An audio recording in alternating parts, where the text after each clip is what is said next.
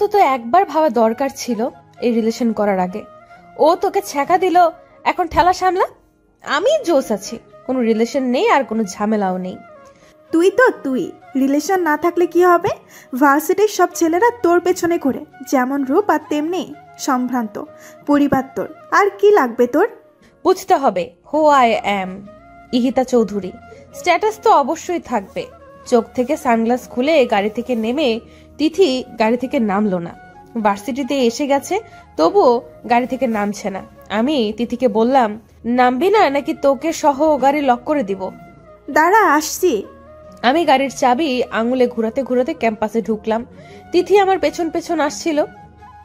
আমি আজকেও লেট করে ক্লাসরুমে ঢুকেছি, আর স্যারের পারমিশন না নিয়েই ক্লাসরুমে ঢুকে পড়লাম। গিয়ে ফার্স্ট বেঞ্চে বসে পড়ি। ক্লাসের ফার্স্ট বেঞ্চটা আমার জন্য বরাদ্দ। কেউ আমাকে কিছু বলার সাহস পায় না, কারণ আমার বাবার কথায় চলে এই ভার্সিটি। আর্থিক সব অনুদান বাবা দেয় এই ভার্সিটির।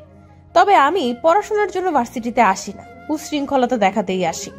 টিচার ক্লাস করাচ্ছে আর আমি হেডফোন কানে লাগিয়ে গান শুনছি। এইটা নতুন কিছু না, প্রতিদিনকার ঘটনা এটা। সবাই এইসব দেখে অভ্যস্ত। স্যার ক্লাস থেকে বের হয়ে যাওয়ার আগেই আমি বেরিয়ে গেলাম। পাশে তিথি বসা ছিল। তিথি ক্লাস করছিল। ভার্সিটির শিক্ষকেরা আর শিক্ষার্থীরা আমাকে অহংকারী আর বেয়াদব বলেই জানে, কিন্তু কেউ আমার দিকে চোখে চোখ রেখে কথা বলার সাহস পায় না। ভার্সিটির সব ছেলেই আমার জন্য পাগল। বাবার এত আদর পেয়েই হয়তো আমি বকে গেছি। বাবা কোনোদিন আমার গায়ে ফুলের টোকা লাগতে দেননি, কারণ আমার মা নেই। সে যাই হোক, আমি ক্যাম্পাসের ক্যান্টিনে বসে জুস খাচ্ছিলাম। এরপর তিথিকে SMS করে আমি গাড়ি নিয়ে ক্যাম্পাস থেকে বেরিয়ে যাই। কিছুক্ষণ এই দিক সেই দিক ঘুরে দুপুরে বাসায় আসি। বাসায় সিমি, কাজের মেয়ে ছাড়া কেউ নেই আর থাকেও না। ম্যাম কিছু খাবেন? সিমি আমাকে জিজ্ঞেস করলো, না এক কাজ করো, এসিটা বাড়িয়ে দাও আর এক গ্লাস পানি নিয়ে আসো। Okay ma'am. সিমি চলে যাওয়ার পর আমি চেঞ্জ করে ল্যাপটপ নিয়ে বসলাম। সারা দিন গেমস খেলে সময় পার করে দিলাম। রাতে বাবা আসলেন আমার ঘরে। মামনি, what are you doing now? Nothing বাবা, আসো। আমার মাথায় হাত রেখে বাবা বললেন, কি করলে সারাদিন? গান আর ল্যাপটপ। ডিনার করবে, এসো। আর তোমার জন্য একটা গিফট আছে, তাড়াতাড়ি এসো। আসছি। আমি নিচে যাই, তখন বাবা আমাকে একটা বড় প্যাকেট দিলেন আর একটা চাবি দিলেন। এগুলো কি বাবা? প্যাকেট তোমার জন্য, লেটেস্ট মডেলের ড্রেস আর নতুন গাড়ির চাবি এইটা। সত্যি? গাড়ি কোথায় বাবা? গার্ডেনে।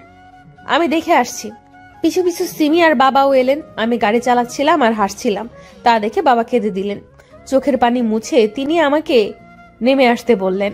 আমি আসার পর দুইজন একসাথে ডিনার করলাম আর যে যার মতো শুয়ে পড়লাম।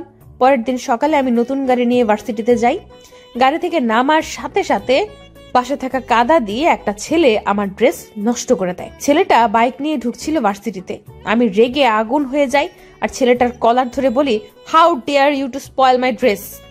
রাগে আমি তাতে দাঁত চেপে আছি। Ma'am, mind yourself. What did you say? তুই আমাকে বলছিস এই কথা? এই ছেলে, এই ছোট লোক, তোর এত বড় সাহস কি করে হয় ইহিতা চৌধুরীর সাথে এইভাবে কথা বলার? অব্র বাইক থেকে নামে, সাথে ছিল অব্রর ফ্রেন্ড, সেও নামে। আর আমার এমন আচরণ দেখে সবাই ক্যাম্পাসে জড়ো হয়। এই যে মিস, কথা সাবধানে বলুন। আমার বিহেভ ছোট লোকদের মতো করিনি যে এইভাবে আমায় অপমান করবেন। তুই কি ভার্সিটির স্টুডেন্ট? আগে তো তোকে দেখিনি, আর এই কারণে তুই জানিস না যে আমি কে আর তোর কি হাল করতে পারি। আমার জানার প্রয়োজন নেই। আমি আপনার মতো ফ্যাশন শো করতে আসিনি ক্যাম্পাসে। নিজের দিকে তাকিয়ে দেখুন কি বাজে লাগছে। আবার আপনি অসবের মতো চেঁচাচ্ছেন। তোকে আজ আমি মেরেই ফেলবো। আমি গাড়ি থেকে হকি স্টিক বের করে অব্রর গায়ে মারার আগেই অব্র আমাকে থাপ্পড় মারে। সবাই থ হয়ে যায়, প্রিন্সিপাল সহ, কিন্তু কারো আগানোর সাহস নেই। কেমন মেয়ে আপনি? মিনিমাম মেয়েদের মতো আচরণ নেই তো আপনার মধ্যে? ফালতু সব। এই কথা বলে আমি বাইক নিয়ে সেখান থেকে চলে গেলাম।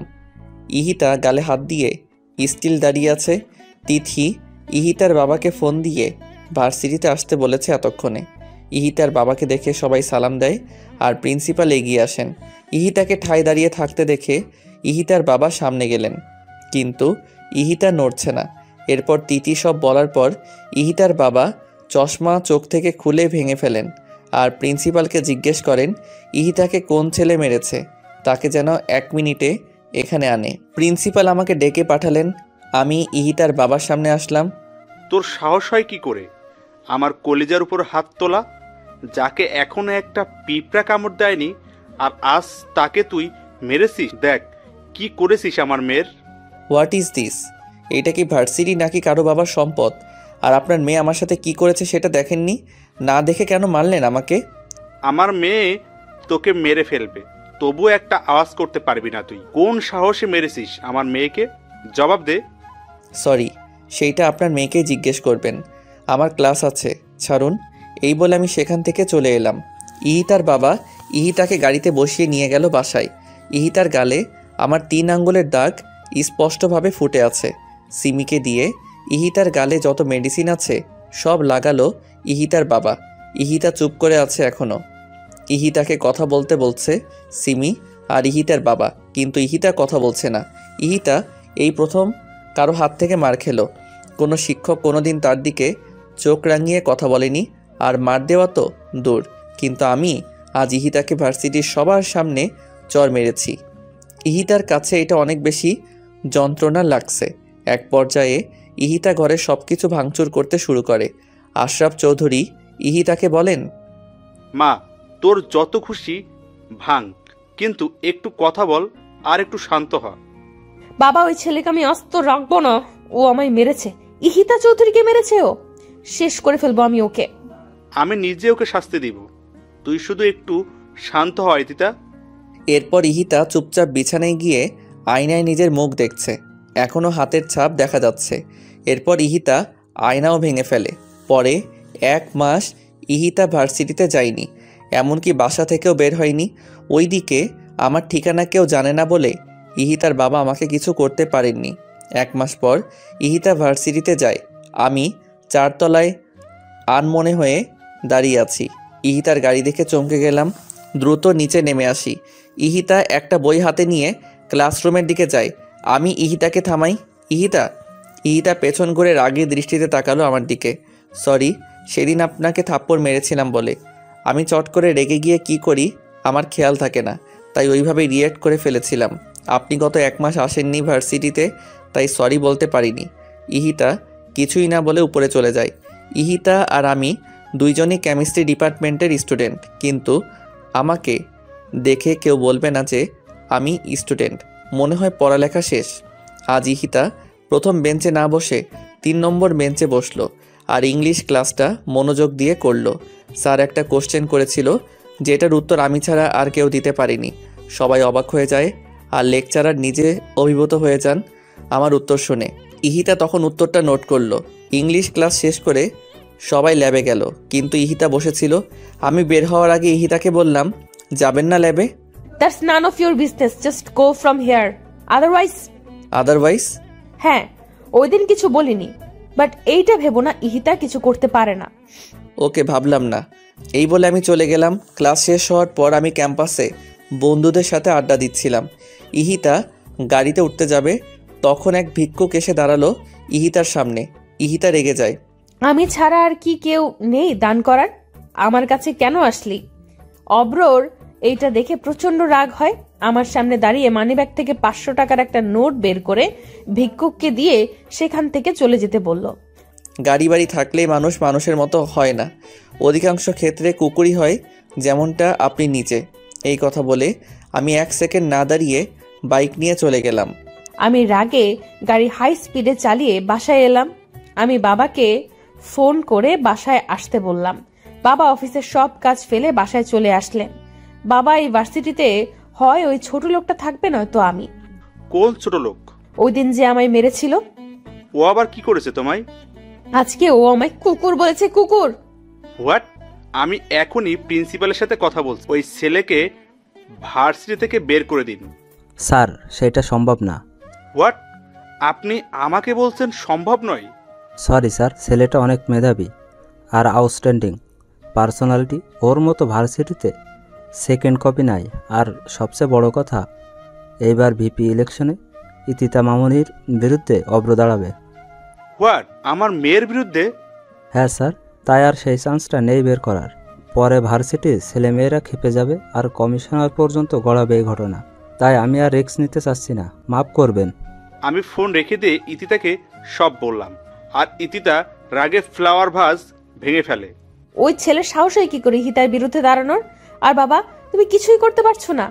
মামনি, প্রিন্সিপাল যেখানে অনর সেখানে আমি কি করতে পারি? বাট তুই টেনশন করিস না, সবাই তোকেই জয়ী করবে। তুই মাথা ঠান্ডা করে একটু বাইরে থেকে ঘুরে আয়। নো, আমি কোথাও যাব না। পাগলামি করিস না ইতিতা, চল আমার সাথে, বাইরে যাব। রেডি হয়ে আসি। যা, তাড়াতাড়ি আসবি কিন্তু। ওকে। বাবা আমার মন ভালো করতে বাইরে ঘুরতে নিয়ে যায়। সিটি ম্যাক্সের সামনে আমি অব্রকে দেখি আয়মান মির্জা আর মিসেস আয়মান মির্জার সাথে। আমি বাবাকে বলি গাড়ি থামাতে। বাবা, ওই ছেলে এখানে কি করছে, তাও আয়মান মির্জার সাথে? আয়মান মির্জা কই দেখি? দেখো। সত্যি তো আয়মান মির্জার সাথে এই ছেলে, আর এই ক্ষেত মার্কা ছেলেকে দেখ কি স্মার্ট লাগছে। ব্যাপার কি? বাদ দাও, চলো।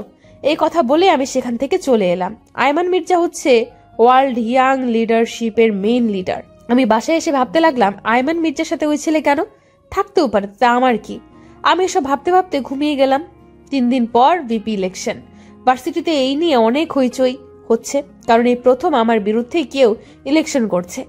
আমি যথারীতি ভার্সিটিতে গিয়ে যা করার তাই করলাম। কোনো ক্লাস না করে এই বাসায় চলে আসলাম। ইলেকশনের আগে পর্যন্ত আমি ভার্সিটিতে যাইনি। আমি ভার্সিটিতে না গেলে অব্র ক্লাস না করে বাইরে বসে থাকে মন খারাপ করে। এই 2 দিন অব্র তাই করলো, কারণ আমি আসিনি। ইলেকশনের দিন আমি আসলাম ক্যাম্পাসে, নীল রঙের শার্ট আর বাদামি রঙের প্যান্ট পরে, চুলগুলো খোলা আর সানগ্লাস পরা। অব্র অনেকক্ষণ তাকিয়েছিল, তারপর চোখ সরিয়ে নিজের কাজ করলো। আমাকে আর অব্রকে একসাথে থাকতে বলা হয়েছে, কিন্তু আমি সেই কথা না শুনে দোতলায় গিয়ে ফোনে গেমস খেলছি নিশ্চিন্ত মনে, কারণ আমার কনফিডেন্স আছে আমিই জিতবো। সারাদিন আমি একই জায়গায় বসে রইলাম। রাতে ইলেকশনের রেজাল্ট পাবলিশ করে প্রিন্সিপাল, আর রেজাল্ট আমার বিরুদ্ধে, অর্থাৎ অব্র জিতেছে ইলেকশনে। অব্রর কোনো ভ্রুক্ষেপ না করেই আমার দিকে তাকালো। আমি হাতের ফোন ভেঙে ফেলি আর গাড়ি নিয়ে খুব দ্রুত সেখান থেকে বেরিয়ে যাই। বাবা এই কথা শোনার পর প্রিন্সিপালকে প্রচুর থ্রেট করে। আমাকে তিনিই সামলাচ্ছেন। আর অন্যদিকে আমি বাসায় গিয়ে ইহিতার কথা ভাবছি, মেয়েটা কি করছে না করছে এই নিয়ে। খুব বেশি বাড়াবাড়ি কি হয়ে যাচ্ছে, এসব ভাবতে ভাবতে আমি ঘুমিয়ে পড়ি। পরের দিন আমাকে ব্যাচ আর দায়িত্ব দেওয়া হয় আর শপথ করানো হয়, কিন্তু ইহিতা ভার্সিটিতে আসেনি। আমার মন ভীষণ খারাপ। এইভাবে 7 দিন চলে যায়, কিন্তু ইহিতা ভার্সিটিতে আসে না। এরপর আমি ইহিতার বাসায় চলে যাই। ইহিতা আমাকে দেখে অবাক তো হয়ই, সাথে তেলে বেগুনে জ্বলতে থাকে। আমি ইহিতাকে বললাম, ভার্সিটিতে যাও না কেন? আমাকে তুমি বলছো কোন সাহসে? ঝগড়া বাদ দাও, ভার্সিটিতে চলো। How dare you to force me? কোন সাহসে এসব কথা আসছে মুখ দিয়ে? ভিপি হিসেবে কলেজের প্রত্যেকটা স্টুডেন্টের প্রতি আমার দায়িত্ব রয়েছে, সো চলো। আমি যাব না না না। তুমি যাবে যাবে আর যাবে। আমার হাত ধরার সাহস কোথায় পেলি ছোট লোক? যা খুশি বলো। ও হ্যাঁ, আজকে থেকে প্রতিদিন ভার্সিটিতে যাবে আর নিয়মিত ক্লাস করবে। আর মোস্ট ইম্পর্টেন্টলি, এসব ড্রেস আর পরা যাবে না। যাও তাড়াতাড়ি চেঞ্জ করে এটা পরে আসো। My foot. প্যাকেটটা ছুঁড়ে মেরে আমি বললাম, এইটাই যে তোমায় পড়তে হবে ইহিতা চৌধুরী। বের হও আমার বাসা থেকে। Just get out from here. আগে ভার্সিটিতে চলো। আর তুমি যদি স্বইচ্ছা এই ড্রেসটা পরে ভার্সিটিতে না যাও, তাহলে আমি নিজের হাতে তোমায় এই ড্রেস পরাবো আর ভার্সিটির সবার সামনে তোমায় কিস করব। বলো কোনটাতে রাজি তুমি? How dare you bloody shit. Ihita, enough. যা বলেছো আর না। সোজা আঙ্গুলে ঘি উঠবে না। বুঝেছি, আঙ্গুল বাঁকা করতেই হবে। আমার বাসায় এসে আমার সাথে এই ব্যবহার? তোকে আমি দেখে নেব ফাজিল। 10 মিনিটে আসো। ইহিতা দরজা লাগিয়ে দিল। 15 মিনিট পর ইহিতা রেডি হয়ে বেরিয়ে আসলো। আমি আর সিমি ইহিতার দিকে মুগ্ধ চোখে তাকিয়ে আছি। এইভাবে তাকিয়ে আছো কেন তোমরা? ম্যাম, কি সুন্দর লাগছে আপনাকে দেখতে। চুপ, একদম চুপ বেয়াদব। যাও এখান থেকে। চলো। তোকে আমি দেখে নিব অব্র। দেখো, এখন চলো। আমি ইহিতাকে নিয়ে ভার্সিটিতে যাই আর সেকেন্ড বেঞ্চে ইহিতাকে বসিয়ে থার্ড বেঞ্চে ইহিতার পিছনে বসি। ইহিতার সামনে গিয়ে বলি, আজ সবগুলো ক্লাস মনোযোগ দিয়ে করে তারপর বাসায় যাবা। আর এর বিপরীতে কিছু হলে বুঝোই তো কি করব। তোকে আমি শেষ করে ফেলবো অব্র। সে পরে দেখব। আগে ক্লাসগুলো করে নোট করে বাসায় গিয়ে পড়বে। ফোন হাতে দেখলেই খবর আছে। Just mind your language. তোর কথা শুনতে ইহিতা চৌধুরী বাধ্য নয়। 1000 বার বাধ্য। অব্র পেছনে ছিল, তাই আজ আমি সবগুলো ক্লাস ঠিকঠাক মতো করেছি। আজকে ভালোই লেগেছে আমার। তবে আমার এমন পরিবর্তনে শিক্ষকরা সহ সবাই খুশি। বেশ প্রাণোচ্ছল ভাবেই ক্লাস করেছি। তিনি এসব দেখে পুরো হা হয়ে তাকিয়ে আছে অব্রর দিকে। অব্র কি ইশারা করে তিথি জিজ্ঞেস করে, কেমনে সম্ভব? অব্র হাসি দিয়ে বুঝিয়ে দেয় চাইলেই সম্ভব। ক্লাস করা শেষে আমি বের হয়ে যাই। অব্র সিঁড়ির পাশে দাঁড়িয়েছিল। এক ছেলে ভুলে আমার ওড়নায় পাড়া দেয়, যার কারণে আমি টান খেয়ে অব্রর হাতের উপর পড়ে যাই আর অব্র আমাকে ধরে। আমি পড়ার সাথে সাথেই পেছন ঘুরে তাকিয়ে দেখি ওড়নাটা সিঁড়িতে পড়ে আছে আর একটা ছেলে টিল সেখানে হা করে দাঁড়িয়ে আছে। অব্র আমার দিকে তাকিয়ে ওই ছেলের সামনে যায়। অব্র দেখে বুঝেছে ইচ্ছে করে ছেলেটা এমন করেনি। নেক্সট টাইম যেন এমন ভুল না হয়। জি ভাইয়া। যাও এখন। আমি ইহিতাকে ওড়নাটা দিলাম আর বইগুলো উঠিয়ে গাড়ি পর্যন্ত ইহিতাকে দিয়ে আসলাম। ইহিতা চলে গেল আমাকে কিছু না বলেই। আমি একটু মুচকি হাসলাম আর বাইক নিয়ে বেরিয়ে গেলাম। অব্র চলে যাওয়ার পর আমি বাইক নিয়ে চলে আসি। বাসায় এসে ড্রেস খুলে টুকরো টুকরো করে কাটি আর সেইগুলো ছাদে নিয়ে উড়িয়ে দেই। অব্রকে মনে মনে অনেক বকা দিচ্ছি। এরপর নিজের মতো করে এসে খাওয়া দাওয়া শেষ করে ল্যাপটপ নিয়ে বসি। এর মধ্যে আমার ফোন বাজলো। ফোন রিসিভ করার সাথে সাথে অপর পাশ থেকে একটা ছেলে বলল, কাজটা ভালো করলে না ইহিতা, এর মাসুল তোমায় গুনতে হবে। এই বলে ছেলেটা ফোন কেটে দিল। আমি ভ্যাবাচাকা খেয়ে গেলাম। কে ফোন করলো আর কেনই বা এসব বললো? আমি আবার কল ব্যাক করে দেখলাম, কিন্তু ফোন বন্ধ। আমি এসব পাত্তা না দিয়ে আবার নিজের কাজে মনোযোগ দিলাম। বাবা বাসায় আসার পর একসাথে ডিনার সেরে শুয়ে পড়লাম। আমি ভাবতেও পারিনি আগামীকাল আমার জন্য কি অপেক্ষা করছে। আমি সকালে ঘুম থেকে উঠে শর্ট ড্রেস পরে ভার্সিটিতে যাব বলে গাড়ি নিয়ে বের হলাম। অর্ধেক রাস্তা যাওয়ার পর আমি খুব জোরে গাড়ি ব্রেক করলাম, তাই হোল্ডিং এর সাথে লেগে আমার মাথা কেটে যায়। গাড়ি ব্রেক করার কারণ হলো সামনে একটা কার দাঁড়ানো। আমি কপালে টিস্যু ধরে বেরিয়ে আসি। গাড়িটার সামনে যাওয়ার পরেই আমাকে জোর করে সেই কারে বসানো হয় আর একজনকে ফোন করে বলে আমার গাড়ি বাসায় দিয়ে আসতে। আমি গাড়িতে উঠে অব্রকে দেখে চমকে যাই আর প্রচন্ড রেগে যাই। আই ছোট লোকের বাচ্চা, তুই আমায় কেন এইভাবে নিয়ে আসলি? কোথায় নিয়ে যাচ্ছিস আমাকে? একদম কথা কম বলবে, নয়তো মুখে স্কচ টেপ মেরে দিব। গাড়ি থামা, I say stop the car. এরপর অব্র আর কোনো কথা না বলে আরো জোরে গাড়ি চালাতে থাকে, কিন্তু আমি অনর্গল চেঁচিয়েই যাচ্ছি। এক পর্যায়ে আমি গাড়িতে থাকা বটল ছুঁড়ে মারি বাইরে। এতে জানলার কাঁচ ভেঙে যায়, কিন্তু অব্র তবুও থামলো না। একটা বাংলোর সামনে গাড়ি পার্ক করলো অব্র। আমাকে গাড়ি থেকে জোর করে নামালো, কিন্তু আমি তো নামবো না। এরপর অব্র আমাকে কোলে করেই ভেতরে ঢুকালো। আমি অব্রর শার্ট ছিঁড়ে ফেলেছি জিদে, কিন্তু অব্র কিছুই করছে না। ড্রয়িং রুমে নিয়ে অব্র আমাকে বসালো। এরপর আমার হাতে একটা লেহেঙ্গা দিয়ে বলল, কুইকলি যাও আর এটা পরে আসো, জাস্ট গো ফাস্ট। উকিল সাহেব চলে আসবেন এখন। উকিল আসবেন মানে? আর তুই এইভাবে আমায় এটা পড়তে বলছিস কেন? আজ আমাদের ম্যারেজ রেজিস্ট্রি হবে। হোয়াট? ওই জানোয়ার, তোর সাহস কি করে হয় এসব বলার? ইহিতা চৌধুরীকে বিয়ে করবে তোর মতো ছোট লোক? My foot, just let me go. কে ছোট লোক আর কে বড় লোক সেটা আজই প্রমাণ হবে। বেশি কথা না বলে এটা পরে আসো, নয়তো আমি বাধ্য হব পড়িয়ে দিতে। তুই আমায় টাচ করে দেখ শুধু। আমার বাবা যদি জানে তার মেয়েকে তুই এইভাবে তুলে এনে বিয়ে করছিস, তোকে জিন্দা কবর দিবে। ভালোই আমায় ছেড়ে দে। এরপর অব্র নিজেই আমাকে জোর করে লেহেঙ্গা পরিয়ে দিল চোখ বন্ধ করে। অব্র জানে আমি পরবো না, তাই নিজেই পরিয়ে দিল। আমার যা মেকআপ করা ছিল তাতেই চলবে। এরপর অব্র উকিলকে ভেতরে আসতে বললেন। অব্র রেজিস্ট্রি পেপারে সাইন করে আমাকে বলল সাইন করতে, কিন্তু আমি কলম ছুঁড়ে মারলাম আর পেপার ছিঁড়ে ফেলি। তখন অব্র বলল, জানি তুমি এটা করবে, তাই 250 কপি রেজিস্ট্রি পেপার বানিয়েছি আমি। কয়টা ছিঁড়তে পারো দেখি। সাইন তো তোমায় করতে হবে ইহিতা চৌধুরী। আমি সাইন করব না। তোর মতো লোফারকে কোনোদিন আমি বিয়ে করব না। দরকার হলে কোনোদিন বিয়েই করব না। ইহিতা সিন ক্রিয়েট করো না, ভালোই সাইন করে দাও, তাতে তোমারই মঙ্গল। My foot. ফ্লাওয়ার ভাস ভেঙে অব্র প্রচন্ড খেপে যায় আর আমার গালে জোরে একটা থাপ্পড় মারে। এরপর আমার হাত ধরে পেপারে সাইন করায়। সাইন করানো শেষ হলে উকিলকে চলে যেতে বলে অব্র। উকিল চলে যাওয়ার পর অব্র আমার ঘাট ধরে গালে আর কপালে চুমু দেয়। সরি, আমি তোমায় মারতে চাইনি, কিন্তু তোমার জেদের জন্যই তুমি মার খেলে। বাসায় চলো এখন। ইহিতা নড়ছে না দেখে আমি ইহিতাকে কোলে নিয়ে গাড়িতে বসাই। এরপর ড্রাইভ করে নিজের বাসায় যাই। বাসার সামনে এসে আমি ইহিতাকে নামতে বলি। এরপর ইহিতা নেমে যায় আর অনেক অবাক হয়।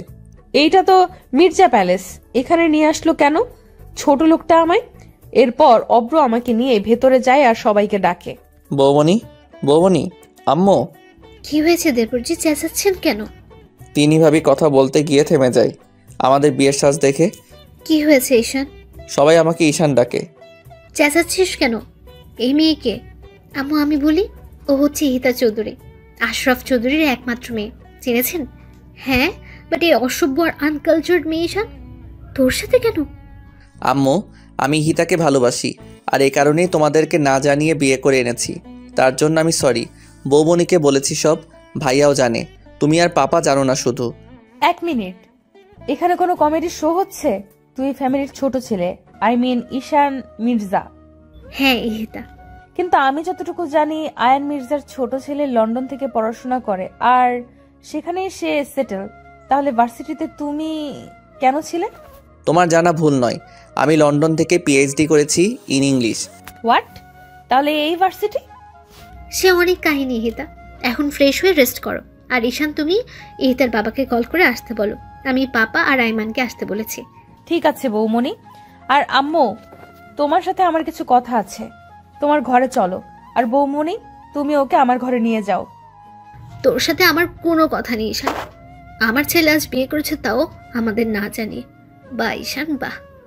আম্মু একবার শুনুন ও কি বলতে চায়, তারপর না হয় সবটা বিচার করবেন। বৌমা, তুমি ওকে সাপোর্ট করছো? না মা, আমি শুধু আপনাকে শুনতে বলছি ঈশানের কথাগুলো। আয় আমার ঘরে। মা সেখান থেকে চলে গেলেন। যাও, আর শুনো, রেখে যেও না, ঠান্ডা মাথায় বুঝিও। আমি ঈশানকে এ কথা বলে ইতাকে নিয়ে উপরে গেলাম, আর ঈশান পা টিপে টিপে আম্মুর ঘরে গেল। আম্মু সরি, তো তোমার ছেলে না হয় একটা ভুল করে ফেলেছে, মাফ করে দাও। না ছাড় তুই আমাকে। আমি কোনো সাধারণ ঘরের মেয়েকে আমার ছোট ছেলের বউ বানাতে চেয়েছিলাম, যে হবে নম্র ভদ্র, ঠিক আমার তিন্নি মায়ের মতো। এই বেয়াদব মেয়ের মতো মেয়েকে চাইনি। আম্মু, বৌমনির সাথে কারো তুলনা চলে না। ইহিতা অনেক ভালো মেয়ে, কিন্তু শাসনের অভাবে এমন হয়ে গেছে। প্লিজ আম্মু, ওকে কষ্ট দিও না, কারণ জানোই তো ওর মা নেই। আমার জন্য হলেও অন্তত ওকে মেনে নাও। তুমি আর বৌমনি হেল্প করলেই ও ঠিক হয়ে যাবে। প্লিজ আম্মু, প্লিজ। ঈশান, আমি কোনো ফোর্স শুনবো না। যা তুই এখান থেকে। ওয়েল স্টাবলিশ করেছি তোদের দুই ভাইকে।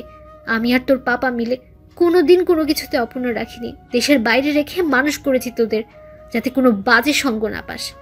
কিন্তু ঈশান, আজ তোর ভাইয়ের স্ট্যাটাসটা কোথায় থাকবে, আর তোর পাপারই বা ইমেজ কোথায় থাকলো? তা পারো কি ভাবলি না? তোর কথা আমি বাদই দিলাম। 14 বছর পর দেশে এসে 14 দিন যেতে না যেতে এই কাজ করে ফেললি। আম্মু মাফ করে দাও আমায়, জীবনের প্রথম আর শেষ ভুল এইটাই। ঈশান, লিভ মি অ্যালোন। আম্মু। ঈশান, ডোন্ট বি ইমোশনাল। এসব আমার একদম পছন্দ নয়। আম্মু আসবো? আয়। ভাইয়া আম্মুকে একটু বোঝা না, দেখ আম্মু কিছুতেই বুঝতে চাইছে না। তুই যা, আমি দেখতেছি। ভাইয়া। ঈশান, যেতে বলছি না আমি? যাচ্ছি। বাবু, আমি তোর কাছ থেকে ওর হয়ে সাফাই শুনতে চাই না। আম্মু, তুমি কী ভেবে দেখেছো? ও তোমার ছোট ছেলে, আর আমাদের সবার কত আদরের। ও না হয় একটা ভুল করেই ফেলেছে, তাই বলে কি আমার ভাই কাঁদবে? তুমি বলো আম্মু। কোনোদিন তো আমাদের দুই ভাইয়ের চোখের পানি তুমি ফোলেরও পড়তে দাওনি, আর আজ ঈশান কাঁদতে কাঁদতে চলে গেল, সেটা দেখলে না আম্মু? মা কথাটি শুনে চুপচাপ দাঁড়িয়ে আছেন। আমি আবার বললাম, আম্মু প্লিজ আম্মু, মন খারাপ করো না। 5 বছর ধরে ঈশান ঈশিতাকে পাগলের মতো ভালোবাসে, যার কারণে ও বাংলাদেশে আসে। আজ কি ওর ভালোবাসা বৃথা যাবে আম্মু? 25 বছর ধরে আমি মানুষ করলাম, সেই মূল্য কি ও দিয়েছে বাবু? আম্মু, তোমার মূল্য ও কি করে দিবে? তোমার ভালোবাসার কোনো মূল্য আমাদের কাছে নেই আম্মু। ইহিতা ঠিক হয়ে যাবে, শুধু সময় লাগবে। তুমি আর তিন্নি ওকে সাপোর্ট করো, দেখবে সব ঠিক হয়ে গেছে। আম্মু, এই নাও নেকলেস, ইহিতাকে বরণ করো এইটা দিয়ে। আইমান একটা হীরার নেকলেস আমার হাতে দিয়ে বলল, বাবু প্লিজ আম্মু চলো। চল। থ্যাংক ইউ আম্মু, জানি তুমি বুঝবে। আমার আম্মু বেস্ট। হয়েছে, এখন চল ঈশানের ঘরে। আসো। ওদিকে আমি ঈশানের ঘরে গিয়ে থতমত খেয়ে গেলাম। দেওয়ালের সব জায়গায় ঈশানের ছবি। এত সুন্দর লাগছে ঈশানকে, যা আমি মুগ্ধ হয়ে শুধুই দেখছি। ভাবি বলল, এটাই আমার দেবর, আর এতদিন যে রূপ দেখেছো সেটা সাময়িক, শুধুমাত্র তোমার জন্য। আমার স্মার্ট দেবর তোমার জন্য খ্যাত সাজলো। এতে অবশ্য আমি আর তোমার ভাইয়া অনেক রিয়্যাক্ট করেছিলাম, কিন্তু ও পরে মানিয়ে নিয়েছে, কারণ লাভ এট ফার্স্ট সাইট বলে একটা কথা আছে। আপনাকে আমি পার্সোনালি চিনি না, কিন্তু আপনার বিষয়ে যতটুকু জানতাম আপনি তার থেকে অনেক বেশি ভালো। তাই? আমি মোটেও ভালো না, যখন বকবো তখন বুঝবে। তিন্নি আসবো? আসো। তুমি কখন আসলে? 20 মিনিট হবে। ঈশান কই? ও তো ঘরে আসে নাই। কেন, আম্মুর সাথে না ছিল? দাঁড়াও আম্মু, আমি ঈশানকে নিয়ে আসছি। আমি ছাদে গিয়ে ঈশানকে পেলাম, আর ঈশান দাঁড়িয়ে দাঁড়িয়ে কাঁদছে। ঈশান, তুই আবারও কাঁদছিস? ভাইয়া তুমি? চল, কোথায়? সারপ্রাইজ আছে, চল। আমি ঈশানকে নিয়ে ঈশানের ঘরে গেলাম। ঈশানকে দেখে ইহিতা রেগে গেল, কিন্তু তিন্নির ইশারাতে থেমে গেল ইহিতা। মা ইহিতাকে নেকলেস পরিয়ে দিয়ে দোয়া করলেন, কিন্তু ইহিতা এতে ভ্রুক্ষেপই করলো না। ইহান আমাকে জড়িয়ে ধরলো। ভাইয়া তোকে কোনোদিন থ্যাঙ্কস দেইনি, আর আজও দিব না। শয়তান ছেলে, তোর কাছ থেকে আমি থ্যাঙ্কস চেয়েছি। ইউ আর বেস্ট ভাইয়া। এইসব পামে আমি ফুলছি না। হিংসা হচ্ছে কিন্তু আমার। তুমি আমার বরকে জড়িয়ে ধরে রেখেছো। বৌমনি, আগে আমার ভাই, তারপর তোমার বর। হইছে, তিনজন ফ্রেশ হয়ে নিচে আসেন। লাঞ্চ করতে হবে তো নাকি? পাপা আসুক। পাপা আসছে। আচ্ছা, তুমি আগে ঘরে আসো, কথা আছে আমার। চলো। এরপর সবাই ঈশানের ঘর থেকে চলে গেল। ঈশান আর ইহিতা দুজন দু প্রান্তে দাঁড়িয়ে আছে। ইহিতা আর আমি দুইজন দুই দিকে দাঁড়িয়ে আছি। আমি ইহিতাকে বললাম, লাঞ্চ করবে? ফ্রেশ হয়ে এসো। আমি গেস্ট রুমে যাচ্ছি ফ্রেশ হতে। আমি বাসায় যাব এন্ড রাইট নাও। ইহিতা, যা বলেছি করো। বেশি কথা বলে আমাকে রাগিও না। ঈশানের আসল রূপ কিন্তু তুমি দেখোনি। আসল রূপ? I don't care who are you. আমি আমার জায়গায় থাকলেই হবে। বিকেলে আমি বাসায় চলে যাব। আগে তো দেখো ঘর থেকে বাগানে যেতে পারো কিনা, আর বাসা তো অনেক দূর। তোর মন তো নির্লজ্জ আমি খুব কম দেখেছি। এইটা স্বাভাবিক। ভালোবাসার কাছে নির্লজ্জ না হলে তা আদায় করা যায় না। ভালোবাসা? My foot. তোর এই ভালোবাসাই তোকে বিপদে ফেললো। বিপদে পড়িনি। আর তুই বলার মতো সম্পর্ক না এখন তোমার আর আমার মধ্যে, তাই তুমি করে বলো। তুমি যাও। তোর মতো চিটারকে ইথিকা কখনোই তোকে তুমি বলবে না। ইহিতে একটা কথা বলি শুনো। আম্মু, পাপা, বৌমনি আর ভাইয়া, এই চারজন যাতে তোমার কাছ থেকে যথেষ্ট রেসপেক্ট পায়। আমাকে যা ইচ্ছা বলো তুমি, কিন্তু ওদের দিকে কোনোদিন চোখ তুলেও কথা বলবে না। সেই দিন তাহলে আমি কি করব তোমায় জানি না। এই বাসায় আমি থাকলে তো বিহেভের কথা আসবে। আমি আজই চলে যাব। ওই যে বললাম, গিয়ে আগে দেখাও। ইহিতা কিছু বলার আগে ভাবি নক করে রুমে। আমি আসতে বললাম ভাবিকে। ঈশান যাও, ফ্রেশ হয়ে আসো। আজকে সবাই একসাথে লাঞ্চ করব। যাচ্ছি, কিন্তু তোমার হাতে কি এইগুলো বৌমনি? যাও, পরে দেখতে পারবে। যাচ্ছি। ঈশান চলে যাওয়ার পর আমি ইহিতার সামনে গিয়ে দাঁড়ালাম আর ইহিতাকে বললাম, ইহিতা ফ্রেশ হয়ে এই শাড়ি আর গহনাগুলো পরবে। ইহিতার হাতে দিয়ে বললাম, হোয়াট? আমি এসব পড়তে পারবো না, আমাকে টি শার্ট দিন। ইহিতা, মির্জা পরিবারের বউরা কখনো এসব পরে না। এই পরিবারের একটা ট্রেডিশন আছে, তোমাকেও সেটা মানতে হবে, অন্তত দিনের বেলাতে। বৌমনি, আই কান্ট। ইহিতা, তুমি পারবে। তুমি শাড়ি পরে দেখো কতটা ভালো লাগবে তোমাকে। আর আজ তোমার আর ঈশানের সবচেয়ে মধুর একটা দিন। নিজেকে সুন্দরভাবে সাজাও ওর জন্য, দেখবে ও অনেক খুশি হবে। বৌমনি, আমার কোনো ইচ্ছে নেই ওই স্টুপিডটার জন্য শাস্তে। ওকে আমি ঘৃণা করি, জাস্ট হেট হিম। সময় হোক তখন বুঝবা ঈশান কি আর কেমন। এখন চটপট রেডি হয় না। ওর সম্পর্কে জানার কোনো ইন্টারেস্ট নেই আমার, আর আমি শাড়ি পরতে পারি না। আমি হেল্প করব।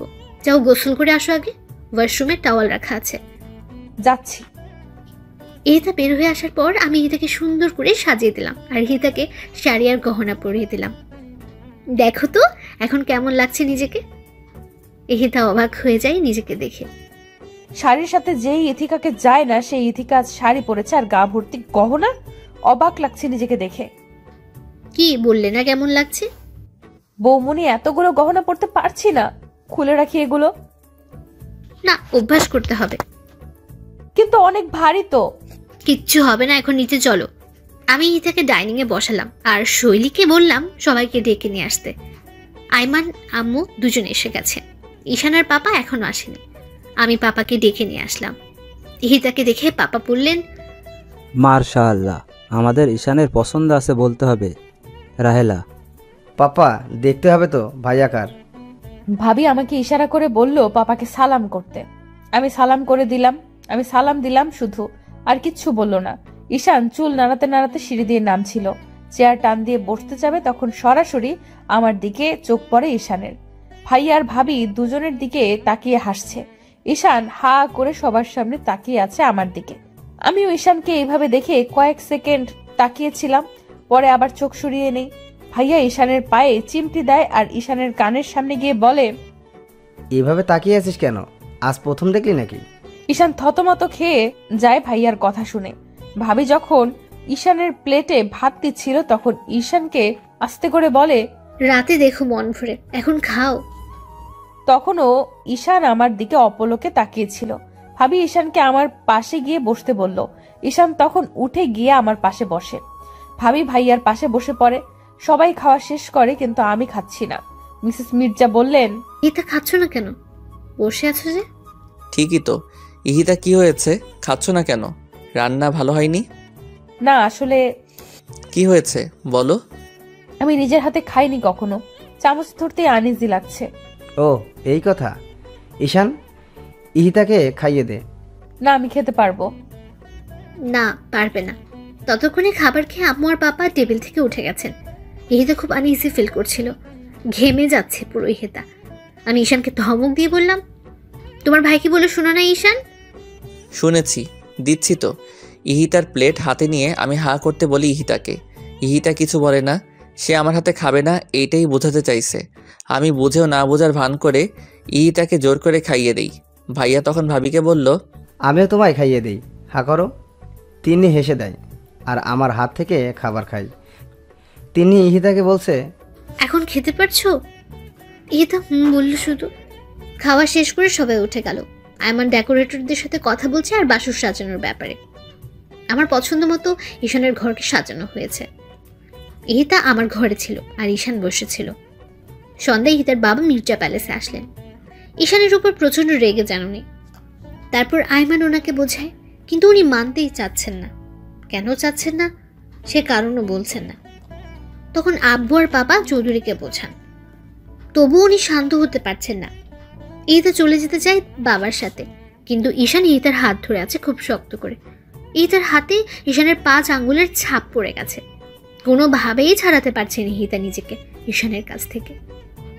ঈশান তখন চৌধুরীকে বলল, বাবা ও এখন আমার স্ত্রী, আপনার থেকে বেশি অধিকার এখন আমার ওর উপর। আপনি মানুন বা না মানুন, ইহিতা কোথাও যাবে না। অব্র, তুমি কেন বুঝছো না? এটা সম্ভব নয়। কেন নয়?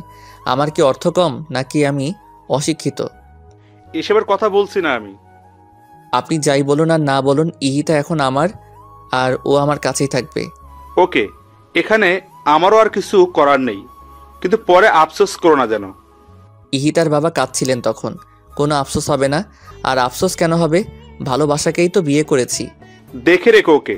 মির্জা সাহেব, দেখে রাখবেন আমার মেয়েটাকে, কখনো চুল পরিমাণ কষ্ট দেয়নি ওকে। আপনি চিন্তা করবেন না চৌধুরী সাহেব, আমরা আছি। এরপর ইহিতার বাবা চলে গেলেন। ইহিতা কাঁদছিল বাবার কান্না দেখে। ইহিতার চোখে পানি আমি এই প্রথম দেখলাম। আমি ইহিতার চোখের পানি মুছে দিলাম আর হাত ছেড়ে দিলাম।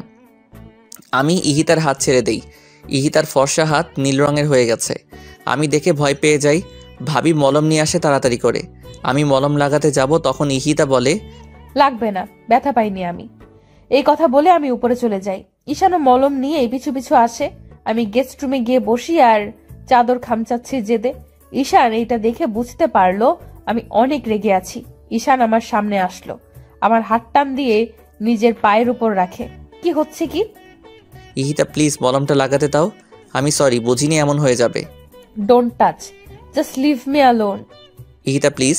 No, I am all right. যা ইচ্ছে হয় আমাকে বলো, কিন্তু মলমটা লাগাতে দাও হাতে, নয়তো ব্যথা করবে আর ফুলে যাবে। যাক, তুই হ্যাপি হবি তো তখন। ইহিতা, এটা কি ধরনের কথা বলার স্টাইল? সরি, পারমিশন দানি আসার জন্য। আরে না বৌমনি, পারমিশন কিসের? বসো। এই ঘরে কেন তোমরা? তোমাদের ঘরে যাও। না, আমি এখানেই থাকবো, ওই ঘরে যাব না। ঈশান বাইরে যাও তো, আর এটা দিয়ে যাও, আমি লাগিয়ে দিচ্ছি। কিন্তু বৌমনি। যাও। আচ্ছা যাচ্ছি। ঈশান চলে গেল।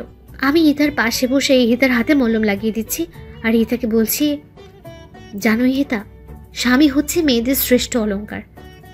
না, একটা মেয়ের যখন বিয়ে হয় তার বেস্ট ফ্রেন্ড, বয়ফ্রেন্ড, রাগ অভিমানের সাথী সব যে স্বামী হয় সেটা জানো? না। যখন ওর আর আমার বিয়ে হয় তখন আমি কেবল ইন্টার পরীক্ষা দিয়েছি, আর ও তখন ইউরোপিয়ান 8টা কান্ট্রির লিডারশিপে, আর এখন ও তো পুরো ওয়ার্ল্ডেরই। তো বুঝতেই পারছো ওর আর আমার বয়সের গ্যাপটাও 8 বছরের। সে যাই হোক, যেদিন ওর আর আমার বিয়ে হলো সেদিন আমি ভয়ে কান্না করে দিয়েছিলাম এই বাড়িতে এসে। তখন আম্মু আর ও মিলে আমায় নর্মাল করলো। যখন ওর সাথে আমাকে ওর ঘরে নিয়ে আসলো তখন তো আমি যাবো না বলে একদম ফ্লোরে বসেছিলাম। এটা দেখে ঈশানও আরও হাসছিল। ঈশান ওকে বারবার বলছিল, বৌমনি আসলেই পিচ্ছি রে ভাইয়া। ও তখন আমার সামনে এসে বসে হাত ধরে বলে, আমি আছি তো, কিচ্ছু হবে না। এই 6টা বছরই কথা আমার কানেই বেজেছে শুধু। তখন ঈশান আর ইরাশা হচ্ছে ঈশানের কাজিন, আমায় ঘরে দিয়ে আসলো। ও ঘরে এসে আমাকে বলল, তিন্নি, যেদিন তোমার মাইন্ড সেট আপ হবে আর যেদিন আমায় ভয় পাবে না, ঠিক সেই দিনই তোমার কাছে অধিকার চাইব, এর আগে নয়। বিয়ের 1.5 বছর পর আমাদের নতুন করে পথ চলা শুরু হয়, আর এই 1.5 বছরে ও একবারও আমাকে স্পর্শ করেনি। কিন্তু এখন বুঝি কে অপরাধ করেছে আমি ওর কাছে। 1.5টা বছরও আমার সব কিছু সহ্য করেছে, এখন পাগলের মতোই ভালোবাসে। কি বুঝলে বলো তো, কেন আমি এই কথা বললাম তোমাকে জানো? না, আমি চাই তুমি যাতে এই ভুলটা না করো। হতে পারে তোমাদের বিয়েটা অস্বাভাবিকভাবে হয়েছে, কিন্তু এটা ভুলে যেও না, ঈশান শত হলেও তোমার সারা জীবনের সাথী, তোমার বন্ধু। বৌমনি, ওর নাম আমি শুনতে চাই না, প্লিজ ওর নাম বলো না। পরে আফসোস করো না হিতা। কখনোই না, ওর জন্য আফসোস আমি মরে গেলেও করব না। একদিন বুঝবে ঈশানকে, সেদিন খুব বেশি দূরে নয়। আর পাপা আম্মু বাসায় থাকে, তাই আমি চাই অন্তত সবার সামনে তুমি ওর সাথে ভালো ব্যবহার করো, ওর সাথে ঘুমাও। ইম্পসিবল বৌমনি। হিতা, এই পরিবারের একটা সম্মান আছে। একটু ভুলের জন্য পাপা কথা শুনবে, ও কথা শুনবে, ঈশান কথা শুনবে, সেটা কি ভালো হবে বলো? তাহলে আমাকে কি ওই স্টুপিডটার সাথে ঘুমাতে হবে? হ্যাঁ হিতা, সেটা তুমি না চাইলেও করতে হবে, কিচ্ছু করার নেই। বৌমনি, আমি পারবো না। চলো আমার সাথে। আমি ইতাকে হাত ধরে ঈশানের ঘরে নিয়ে যাই। ঈশান তখন ব্যালকনিতে দাঁড়িয়ে বাইরে দেখছিল। আমি ঈশানকে ডাকি, ঈশান এসে দাঁড়ায় আমার সামনে। আমি ইতার হাত ঈশানের হাতের উপর রেখে বলি, সারা জীবন দেখে রাখতে পারবে তো? পারবো। Have a nice moment, bye. এই কথা বলে আমি চলে গেলাম দরজা লক করে দিয়ে। আমি তখনই একটানে ঈশানের হাতের উপর থেকে আমার হাত সরিয়ে দূরে দাঁড়ালাম। ইহিতা, চিন্তা করো না, আমি কাপুরুষ নই যে তোমায় ছুবো তোমার অনুমতি ছাড়া। ইহিতা কিছু বলল না। ইহিতা, বসো, আজকে তোমায় কিছু কথা বলি। না, আমি কিছু শুনতে চাই না তোর মুখ থেকে। শোনা যে দরকার তোমার, বোরিং কিছু বলবো না। এরপর ইহিতা ড্রেসিং টেবিলের সামনে টুলে বসলো, আর আমি ইহিতার বিপরীতে সোফায় বসলাম, দূরত্ব কয়েক হাতের।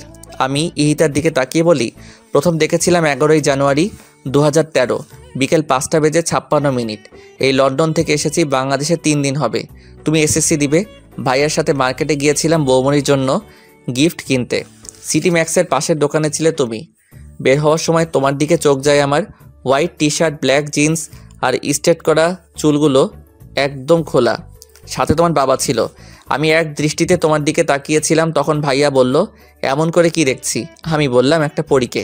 তখন ভাইয়া হেসে দিল আর বলল, ওই মেয়ের ডিটেলস আমার জানা, বাসায় চলো বলছি। আমি তখন ভাইয়াকে জিজ্ঞেস করেছিলাম, কিভাবে চিনো? ভাইয়া বলল, আশরাফ চৌধুরী মেয়েকে সবাই চিনে। তখন ভাইয়া সব বলল, তোমার জেদ, তোমার অহংকার, তোমার ডোন্ট কেয়ার অ্যাটিটিউড সম্পর্কে। আমি তখন ভাইয়াকে প্রমিস করেছিলাম ওকে আমি আমার করব। তখন থেকে শুরু হলো আমার ভাবনা তোমায় নিয়ে। যতই ভাবতাম ততই ভালো লাগতো। লন্ডনে আমার রুমে তোমার ছবি লাগানো, সেইগুলো দেখতাম আর ভাবতাম কবে তুমি বড় হবে। যখন আমার পিএইচডি কমপ্লিট হলো তখনই ভাইয়াকে বলে প্ল্যান করে তোমার ভার্সিটিতে যাই। প্রিন্সিপাল স্যার সব জানেন। আর যেদিন তোমায় চর মেরেছিলাম সেই দিন আমি নিজের হাত কেটেছি। এই দেখো। ইহিতার সামনে হাত বাড়িয়ে দিয়ে, বৌমনি খুব বকেছিল সেই দিন যখন তুমি আমার দেওয়া ড্রেসটা কেটে ফেলেছিলে। তখন অনেক রাগ হয় আমার, আর তাই আমি তোমাকে এইভাবে বিয়ে করে নিয়ে আসি। বলো, আমার ভাবনা আর আমার কাজে কি কোনো ভুল ছিল? একটাই তোর ভুল, সেইটা আমায় ভালোবাসা আর বিয়ে করা। সেই ভুল তুমি চাইলে শুধরে দিতে পারো। মরে গেলেও না, কখনো তোকে মেনে নিব না আমি। শুনেছিস তুই? তাহলে তো আমার পাগলামি অ্যাপ্লাই করতে হবে আমার বউয়ের উপর। How dare you! তোর বউ কে? এই সুন্দরী আর পরীটা। চলো ঘুমাবে। তোর সাথে না। হ্যাঁ, আমার সাথেই, আর আমার বুকের উপরে। হোয়াট? ইহিতাকে আমি কোলে তুলে নিলাম। ইহিতা আমার পিঠে মারছে ওকে ছাড়ার জন্য, কিন্তু আমি শুনছি না। আমি ইহিতাকে ফুল দিয়ে সাজানো বিছানায় শুয়ে দিলাম। ইহিতা এক সাইড হয়ে শুয়ে পড়লো। আমি বিছানায় শুই আর ইহিতাকে টেনে ওর পাশে নিয়ে আসি। আমাকে তুই টাচ করবি না। তুই তোর মতো থাক আর আমায় আমার মতো থাকতে দে। না, তোমায় টাচ করার পুরো অধিকার আছে আমার, কিন্তু এখন যদি তুমি চুপচাপ আমার কাছে না ঘুমাও তাহলে তোমার সাথে নেক্সট ডে যা করব তার জন্য তুমি প্রস্তুত থাকবে না ইহিতা। সো বুঝতেই পারছো কি করব। ঈশান, তুই আমাকে তুলে নিয়ে বিয়ে করেছিস বলে আমার সব স্বাধীনতা আর চাওয়া পাওয়া হরণ করে নিসনি। আমাকে আমার মতো থাকতে না দিলে অবস্থা তোর আরো খারাপ হবে। ইহিতা চুপ করো, পাশে ভাইয়া ডুম, এত রাতে চেঁচালে তারা কি ভাববে? হোয়াট দা, আমার বুক সেলফ অফ মরিয়াম, মুখে হাত দিয়েছিস কেন? ঘুমাও তো, আর যেভাবে আছো সেইভাবেই ঘুমাও। ঈশান, ছাড় আমায়। এই মেয়ে তো আমার কথাই শুনছে না। স্কচটেপ নিয়ে আসবো এখন, দেখো। তুই আমায়, আমি কিছু বলার আগেই ঈশান আমাকে কিস করে দেয় আর আমি চুপ হয়ে রাগী দৃষ্টিতে তাকিয়ে থাকি ঈশানের দিকে। আর ঈশান আমাকে জড়িয়ে ধরে ঘুমিয়ে যায়। আমি আনইজি তো ফিল করছি, সাথে রেগেও আছি। এই ছেলে পেয়েছেটা কি? যখন ইচ্ছে আমায় মারবে আর যখন ইচ্ছে আমায় কিস করবে। আমি সব রাগ একসাথে করে ঘুমিয়ে পড়ি। সকালবেলা আমি ঘুম থেকে জেগে দেখি ঈশান এখনো আমাকে জড়িয়ে ধরে ঘুমাচ্ছে আর আমার গলায় ঈশানের মুখের খোঁচা খোঁচা দাড়ি লাগছে। আমি একটু সরে গিয়ে উঠতে যাই, তখন দেখি আমার শাড়ির আঁচল ঈশানের পিঠের নিচে। আমি লজ্জায় শেষ হয়ে যাই। এই ঈশানকে ডাকলেই তো উঠে যাবে, এইভাবে আরো লজ্জা পাবো। এখন কি করব কিছুই ভেবে পাচ্ছি না। ঈশানের প্রতি রাগ হচ্ছে, কেন আমাকে জড়িয়ে ধরতে গেল। আমি নড়াচড়া করতে থাকি অস্থিরতায়। ঈশানের ঘুম ভেঙে যায় নড়াচড়াতে। ঈশান দেখে আমি জেগে গেছি আর কাপড় চোপড় ঠিক নেই, শাড়ি পরার অভ্যাস নেই। তাই ঈশান আমার দিকে তাকিয়ে মুচকি হাসি দেয়। আমার তো তখন রাগে গা জ্বলতে থাকে। আমি একটানে শাড়ির আঁচলটা পরে বিছানা থেকে উঠে শাড়িটা ঠিক করতে থাকি। পারছি না ঠিক করতে, আবার সব খুলে যাচ্ছে। আমি হাতের উপর মাথা রেখে মায়াবী দৃষ্টিতে দেখছি ইহিতার কর্মকাণ্ড আর হাসছি। আওয়াজ না করে হাসছি যাতে ইহিতা শুনতে না পায়। ইহিতার সিল্কি চুলগুলো জট করে আছে, গয়নাগুলো উলটপালট হয়ে সরে গেছে। ইহিতা যত শাড়ি ঠিক করেছে ততই খুলে যাচ্ছে। ইহিতা এবার প্রচণ্ড ক্ষেপে যায়, শাড়ি ফেলে দিয়ে বিছানায় বসে পড়ে। আমার দিকে একবারও তাকাচ্ছে না ইহিতা। আমি বিছানা থেকে উঠে ইহিতাকে দাঁড় করাই আর ইহিতার শাড়ি ঠিক করে দেই। ইহিতার চুল ঠিক করে দেয়। ইহিতা বিরক্ত হয়ে সহ্য করলো। ইহিতা রেডি হয়ে ভাবির কাছে গেল। ভাবি টেবিলে খাবার সার্ভ করছিল আর ভাইয়া কফি খাচ্ছিল। ইহিতা ভাবিকে বলল, গুড মর্নিং বৌমনি আর গুড মর্নিং ভাইয়া। গুড মর্নিং ইহিতা, দুজন একসাথে বললাম। ঈশান কই? জানি না। আচ্ছা বসো তুমি। ইহিতা বসে পেপার পড়ছিল। ইহিতার বাবা আসলো। বাবাকে দেখে ইহিতা দাঁড়িয়ে যায় আর জড়িয়ে ধরে। চৌধুরী সাহেব আমার হাতে এক ব্যাগ ওষুধ দিয়ে যান, কিন্তু সবগুলোর নাম ওঠানো। আমি অবাক হয়ে যাই। আঙ্কেল, এই মেডিসিনগুলো কেন? ইতিরাকে প্রতিদিন 2টা করে খাইয়ে দিও, মনে করে প্লিজ। আমার মানুটাকে দেখো। কিন্তু আঙ্কেল, এতগুলো মেডিসিন, তাও নাম ছাড়া। আর কিসের ওষুধ এগুলো? আমার বুঝ হওয়ার পরেই দেখছি বাবা প্রতিদিন 2টা করে এই ওষুধ আমায় খাওয়ায়, কিন্তু কোনো দিন বলেনি কিসের ওষুধ। আঙ্কেল বলেন কিসের ওষুধ? এত কিছু বলতে পারবো না, আমার অফিসের টাইম হয়ে গেল, যেতে হবে। আর ওষুধগুলো খাইয়ে দিও প্লিজ। এ কথা বলে হনহন করে বেরিয়ে যায় ইহিতার বাবা। আমি আর আইমান দুজনের দিকে তাকিয়ে আছি। ইহিতা ওষুধগুলো নিয়ে ঘরে চলে আসে। ঈশানকে কেউ কিছু বলল না, সবাই নর্মালি নিল ব্যাপারটা, কিন্তু আমার মনে খটকা লেগে গেল। আমি সবাইকে খাবার সার্ভ করলাম, সবাই খেয়ে দিয়ে উঠে গেল। আমি আইমানকে বললাম ইহিতার ব্যাপারটা। আইমান আমাকে বলল, হবে হয়তো কিছু, বাদ দাও, খেতেই পারে। আমিও আর মাথা ঘামালাম না।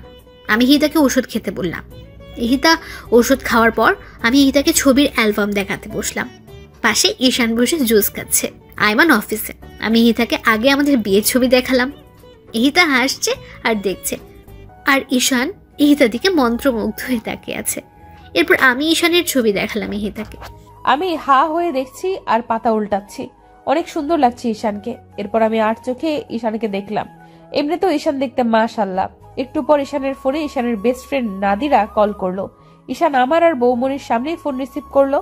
হ্যালো নাদিরা, কেমন আছিস? হ্যাঁ আমিও ভালো আছি। বাংলাদেশে আসছিস কবে? তাড়াতাড়ি আয়। এসব শুনে আমি রাগে দাঁড়িয়ে যাই।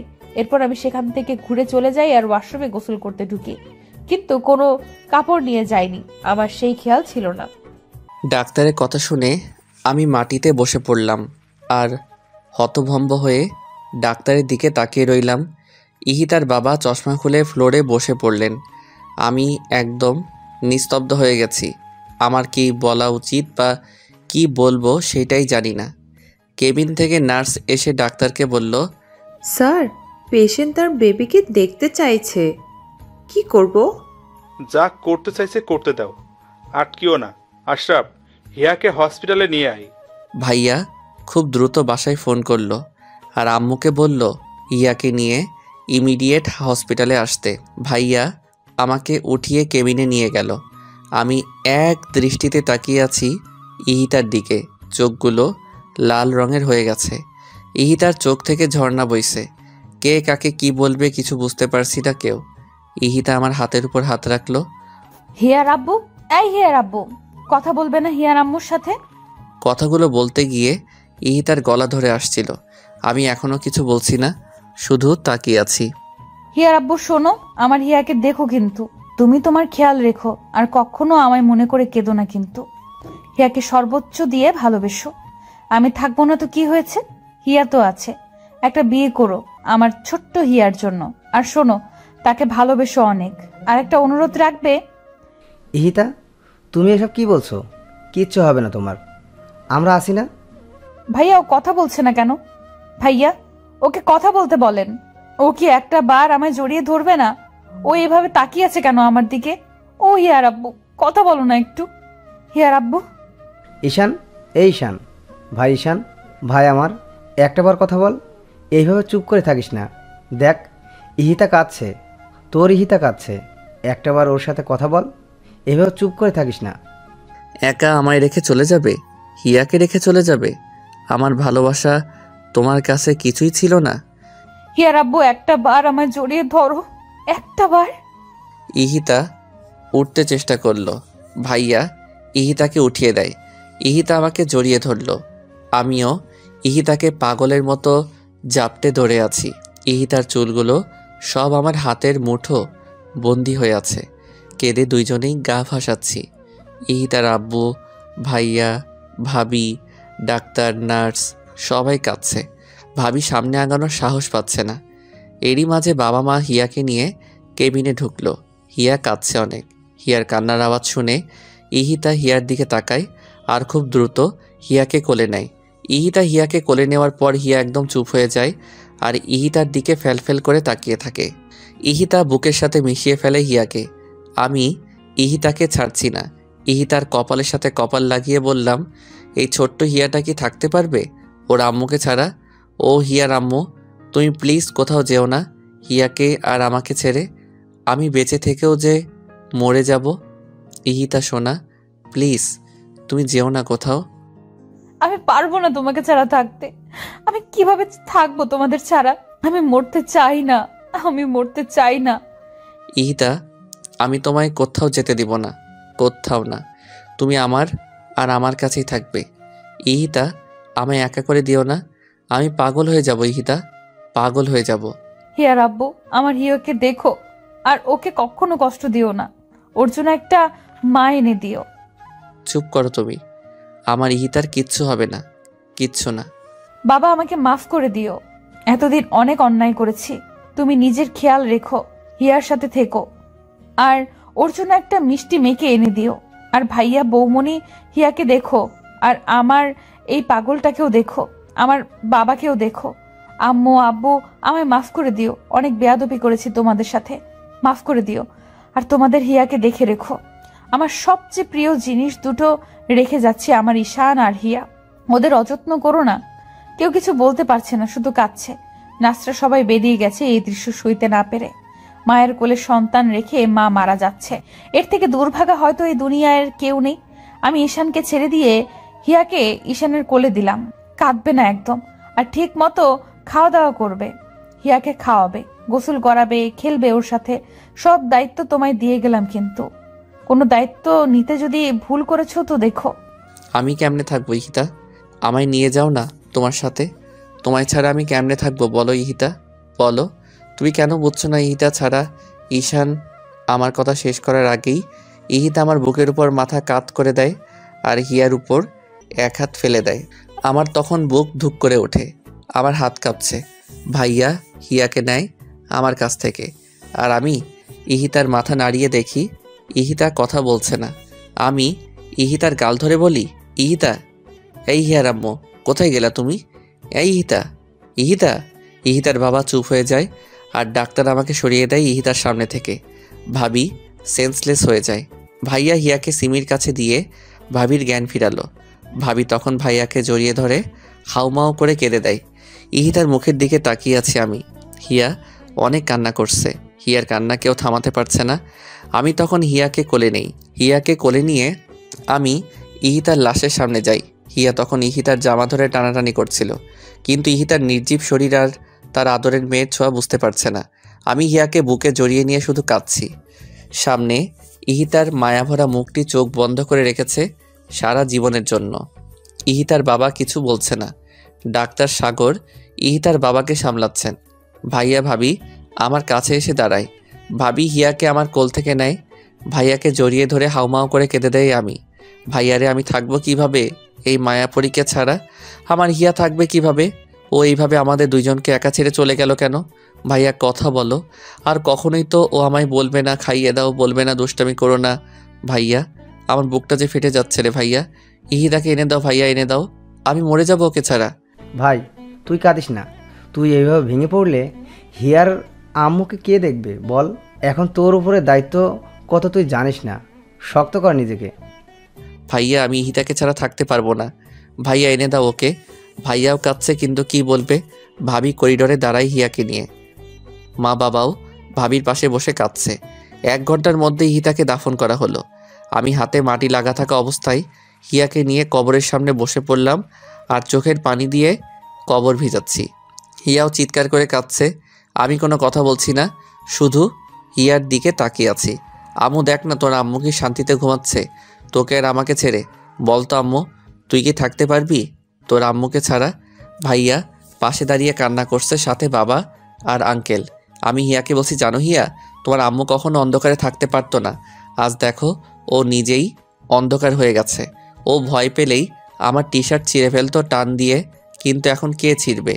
আমি ওর এত স্মৃতি নিয়ে কিভাবে বাঁচবো বলো না হিয়া আম্মু? বাবা আর ভাইয়া আমাকে ওঠালো। বাড়ির গার্ডেনেই কবর দেওয়া হয়েছে ইহিতাকে। আমি উঠবো না। ভাইয়া জোর করে উঠালো আমাকে। ভাবির কোলে দিল হিয়াকে। ভাইয়া ভাবিকে বলল হিয়াকে খাবার খাওয়াতে। ভাইয়া আমাকে নিয়ে গেস্ট রুমে গেল, কারণ বেডরুমে গেলেই আবার পাগলামি শুরু করব ইহিতার সব কিছু দেখে। ভাইয়া নিজেই আমাকে ফ্রেশ করিয়ে দিল। এই অবস্থায় কে কাকে দেখবে? কিন্তু ভাইয়া আর ভাবি শক্ত হাতে সব সামলাচ্ছে। রাত যত বাড়ছে আমার কান্নার আওয়াজ তত জোরেই শোনা যাচ্ছে। দরজার বাইরে দাঁড়িয়ে সবাই কাঁদছে, কিন্তু কেউ আমাকে সান্ত্বনা দেওয়ার সাহস পাচ্ছে না। আমি এখনও বেডরুমে যাইনি। মাটিতে শুয়ে শুয়ে শুধু কাঁদছি। সারাদিনে কেউ কিছু খায়নি। আমার চোখে চোখ রেখে কেউ কিছু বলতে পারছে না। বারবার ইহিতার কথা কানে বাজছে। বেয়াদব, স্টুপিড, ছোট লোক। ইহিতার বিভিন্ন ভঙ্গিতে কথা বলা এখন আমাকে আরও কষ্ট দিচ্ছে। রাতে আমাকে জড়িয়ে ধরে ঘুমানো, এসব এখন সবই স্মৃতি আমার কাছে। আমি আর পারছি না এভাবে থাকতে। কষ্টের মধ্যেই শেষ হয়ে যাচ্ছি। আমার সামনে থাকা একটা ছুরি হাতে নেই আমি। ভাইয়া আর বাবা দৌড়ে এসে আটকায় আমাকে। আমি আব্বুকে জড়িয়ে ধরে বলি, পাপা আমি এভাবে বেঁচে থেকে কি করব পাপা? পাপা আমি পারবো না এভাবে বেঁচে থাকতে। আমার ইহিতাকে এনে দাও তোমরা। আমি মরে যাব পাপা, আমি মরে যাব। আব্বু তুই না আমার লক্ষ্মী ছেলে, আমার দাদু ভাইকে কে দেখবে তুই এমন করলে? আব্বু পাগলামি করিস না। ইহান কেঁদো না, নিজেকে শক্ত করো। এইটাই হওয়ার ছিল। ভাই তুই না আমার ভাই। ঈশান মির্জাকে এইভাবে মানায় না। আমার ভাই সবসময় হাসি খুশি থাকবে। সেই ভাইকে আমি দেখতে চাই, অন্তত আমাদের হিয়া মামুনির জন্য। ঈশান দেখো হিয়া কিভাবে তাকিয়ে আছে তোমার দিকে। তুমি এই পাগলামো করলে এই মেয়েটাকে কে দেখবে? ঈশান হিয়াকে কোলে নিয়ে বিছানায় বসে পড়ল। আমি ঈশানের জন্য ভাত নিয়ে আসলাম। ঈশানকে জোর করে খাইয়ে দিলাম, কিন্তু নিজে কিছুই খেতে পারছি না। বাকিরাও কেউ কিছুই খায়নি। এভাবে কেটে গেল 8টা মাস। হিয়া এখন বসতে পারে আর একদমই হিতার মতো হয়েছে দেখতে।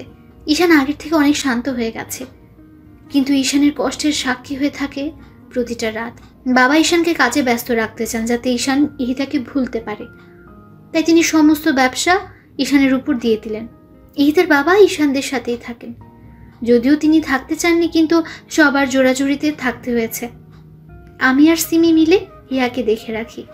এখন সবাই মেনে নিয়েছে সব কিছুই, শুধুমাত্র হিয়ার দিকে তাকিয়ে। ঈশান আর এখন প্রকাশ্যে কাঁদে না। ইহিতা মারা যাবার 5 মাস পর্যন্ত ঈশান নিজের ঘরে যায়নি, কিন্তু এখন হিয়াকে নিয়ে ঈশান ইহিতা আর ওর বেডরুমে থাকে। সারাদিন অফিস করে রাতে ফিরে যখন হিয়ার মায়াবী মুখটা দেখে তখন ঈশান সব ভুলে যায় আর ফ্রেশ না হয়ে মেয়ের সাথে খেলতে শুরু করে। তখন আমি এসে ঈশানকে বকা দেই আর তখন ঈশান ফ্রেশ হতে যায়। কিন্তু একটা রাত ঈশান ঘুমোতে পারে না, শুধুই ছটফট করে। ঈশান এর মাঝে হিয়াকে নিয়ে পার্মানেন্টলি লন্ডন যেতে চেয়েছিল, কিন্তু আমরাই যেতে দেইনি। এখন সবাই নতুন করে ঈশানের জীবন সাজিয়ে দিতে চাইছে, কিন্তু ঈশানকে কেউ কিছুই জানায়নি। এমনকি ইহিতার বাবাও চান ঈশান নতুন করে আবার জীবন শুরু করুক। একদিন আমি মিটিংয়ে রাঙামাটি যাই। ফেরার সময় হিয়ার সাথে লাইভ কন্ট্যাক্ট করতে করতে ফিরি। ভাবি হিয়ার সামনে ফোন দিয়ে রেখেছে আর আমি হিয়ার সাথে কথা বলছি। হিয়া এখন পাপা বলতে পারে। রাস্তায় আসার সময় হঠাৎ আমি গাড়ি ব্রেক করি। খুব দ্রুত গাড়ি ব্রেক করায় কলটা কেটে যায়। আমি সামনে তাকিয়ে দেখি একটা মেয়ে হাত দিয়ে ইশারা করছে গাড়ি থামানোর জন্য। আমি গাড়ি থামানোর সাথে সাথে মেয়েটা আমার গাড়িতে উঠে পড়ে। আমি রেগে যাই। হেই, হু আর ইউ? আমার গাড়িতে এইভাবে বসলেন কেন? আমি বাড়ি থেকে পালিয়ে এসেছি, প্লিজ গাড়ি স্টার্ট করুন, নয়তো ওরা আমায় ধরে নিয়ে যাবে। প্লিজ তাড়াতাড়ি চলুন না। হোয়াট? আপনি আমাকে বলছেন গাড়ি স্টার্ট করতে, আর আপনি কি বললেন? পালিয়ে এসেছেন? নামুন আমার গাড়ি থেকে। ননসেন্স কোথাকার, নামুন বলছি। প্লিজ আপনি এমন করবেন না, আমি অনেক বিপদে আছি, আপনি এখান থেকে চলুন প্লিজ, আপনাকে আমি সব বলছি। দেখে তো মনে হচ্ছে আজকে আপনার বিয়ে ছিল, তা বিয়ের স্টেজ থেকে কি পালিয়েছেন? প্লিজ আগে তো এখান থেকে চলুন, আপনাকে আমি সব বলছি। আমি গাড়ি স্টার্ট করে সেখান থেকে চলে এলাম। আমি অদ্রিকা, সিঙ্গাপুর থেকে দেশে ফিরেছি 3 দিন হলো, আর এসেই শুনি আমার ফুপি আমার বিয়ে ঠিক করেছেন। আমি বিয়ে করব না বলেই পালিয়ে এসেছি। তা বিয়ে কেন করবেন না? বয়ফ্রেন্ড আছে? আরে না, ওইসব কিছু না, সে অনেক কথা। সরি, আপনাকে আমি ঝামেলায় ফেলে দিলাম। নামবেন কোথায়? কোথায় নামবো জানি না, ঢাকাতে আমার কোনো রিলেটিভ থাকে না। আজীব তো, কোথায় নামবেন জানেন না আর আমার গাড়িতে উঠলেন। যদি কিছু মনে না করেন আপনাকে একটা কথা বলি। আপনি মেরিন রেজিস্ট্রিতে সাইন করতে পারেন, যাতে আমি আমার ফুপিকে দেখাতে পারি আমি ম্যারিড। কথা দিচ্ছি আপনার কোনো ঝামেলা হবে না, ফুপি ট্রাস্ট করলে আমি আপনাকে ছেড়ে দেব আর আমি বাইরে চলে যাব। লোকটা এই কথা শুনে গাড়ি খুব জোরে ব্রেক করলো আর বলল, কি বললেন আপনি? আসলে আমার ছেলে ফ্রেন্ডদের সবাইকে ফুপি চিনে তো, তাই, নয়তো ওদেরই হেল্প নিতাম। নামুন আমার গাড়ি থেকে, just get down from my car. আমি অদ্রিকাকে রাগে গাড়ি থেকে নামিয়ে দিলাম। অদ্রিকা অসহায়ের মতো তাকিয়েছিল আমার দিকে, কিন্তু আমি এতটাই রেগে গেছি বিয়ের কথা শুনে, যা বলার বাইরে। তাই আমি অদ্রিকাকে একা ফেলেই চলে গেলাম। কিছু দূর যাওয়ার পর ভাবি ফোন দেয়। ফোন রিসিভ করে, বলো বৌমণি। আর কতক্ষণ লাগবে আসতে? হিয়া কাঁদছে কিন্তু। ঘন্টাখানেক লাগবে বৌমণি। মেজাজ এত চওড়া কেন? এমনি। বলো কেন? এরপর আমি ভাবিকে সব বললাম। এসব শুনে ভাবি রেগে গেল আমার উপর। কাজটা তুমি ঠিক করলে না ঈশান। ভুল কি করেছি বৌমণি? ওই মেয়ের সাহস হয় কি করে আমার ইহিতার জায়গা চাওয়ার? মেয়েটা নিশ্চয়ই কোনো বিপদে পড়েছে তাই এমন করে বলেছে। তুমি যাও ওকে ফিরিয়ে নিয়ে আসো, আর সেটা আমি বলছি ঈশান। কিন্তু বৌমণি। কোনো কিন্তু না ঈশান, আদ্রিকাকে নিয়ে বাসায় ঢুকবে। ফোন রাখছি আমি। আমি এইবার কন্ট্রোলের বাইরে চলে গেলাম। রাগে গাড়ি ঘোরালাম আর গাড়ির স্পিড 85 কিলোমিটার পার আওয়ার করলাম। আমি যেখানে অদ্রিকাকে নামিয়ে দিয়েছিলাম সেখানে অদ্রিকা বসেছিল। ও কোনো ফোন আনেনি যে কাউকে ফোন করবে, আর কাকেই বা করবে ফোন। এসব ভেবে ভেবে অদ্রিকা পাগল হয়ে যাচ্ছে। আচমকাই আমার গাড়ি অদ্রিকার সামনে থামলো। অদ্রিকা আমাকে বলল, আপনি গাড়িতে বসেন অ্যান্ড ফার্স্ট আমায় তাড়াতাড়ি বাসায় যেতে হবে। কিন্তু জাস্ট শাট আপ, যা বলেছি করুন। এরপর অদ্রিকা গাড়িতে বসলো। আমি অদ্রিকাকে পেছনে বসতে বললাম। অদ্রিকা চুপচাপ বসে আছে। প্রায় 2.25 ঘন্টা পর আমি বাসায় আসলাম। আমার বাসা দেখে অদ্রিকা অবাক হলো। এত সুন্দর আর এত বড় বাসা। আমি আগে আগে চলে গেলাম আর অদ্রিকা পিছু পিছু আসলো। ভাবি ড্রয়িং রুমে বসে হীরার সাথে খেলছিল, সাথে সিমি ছিল। আমি এসে আগে হিয়াকে কোলে নিয়ে চুমু খেলাম। ভাবি অদ্রিকাকে জিজ্ঞেস করলো, Adrika, am I right? Adrika ভ্যাবাচিকা খেয়ে গেল আমার কথা শুনে। জি, কিন্তু আপনি জানলেন কিভাবে? ঈশান ফোনে বলেছে। ও, আসলে আমি জানতাম না উনি বিবাহিত আর আপনার মতো কিউট একটা ওয়াইফ আছে। ওনার আর এই মায়াপুরীটা আছে। সরি, আমার ভুলের জন্য। তুমি কি বললে? ঈশান আমার ভাই হয়, আমার দেবরও। এই মেয়ের মাথায় প্রবলেম আছে বৌমনি, সেইটা তোমায় আগেই বলেছিলাম। তোমার জন্যই এই উটকো ঝামেলাকে আনতে হলো আমার। সরি, আমি বুঝিনি আসলেই। It's okay. তাহলে এই বেবিটা? ঈশানেরই মেয়ে। ও, বাবুর আম্মু কোথায়? আমার এই কথা শুনে ঈশান রেগে গেল আর বলল, গেস্ট হয়ে এসেছেন, সেই মতোই থাকবেন, বেশি কথা একদম বলবেন না। ওর কথা কিছু মনে করো না, ওর জীবনের রঙিন সময় হারিয়ে গেছে একটা আকস্মিক দুর্ঘটনায়। মানে? এরপর তিন্নি ভাবি আমাকে সব বলল। আমি কেঁদে দিলাম, সাথে সিমি আর ভাবি কাঁদছে। এত বড় একটা ঘটনা ঘটে গেছে ওনার সাথে। এই মায়াপুরীটা কিভাবে আছে মায়ের আদর ছাড়া? ঈশানের ভালোবাসায় মেয়েকে চোখের আড়াল করে না ঈশান। হয়তো ঈশান মুখে কিছু বলে না, কিন্তু ওর নিঃশ্বাস আর প্রশ্বাস জুড়েই হিতা আছে। সকালে যখন মামুনিকে আনতে যাই তখন বুঝি কত রাত ঘুমায় না ঈশান, কিন্তু কেউ কিছু বলতে পারি না আমরা। ও কষ্ট পাবে বলে এখন নিশ্চয়ই ঈশান কাঁদছে। আমি বুঝতে পারিনি। যাও তুমি ফ্রেশ হয়ে আসো। সিমি, ওকে গেস্ট রুমে নিয়ে যাও, আলমারিতে নতুন কাপড় রাখা আছে, যেটা ইচ্ছে পরে নিও। আচ্ছা। অদ্রিকা ফ্রেশ হয়ে ভাবির কাছে যায়। ভাবি লাঞ্চ সার্ভ করছিল।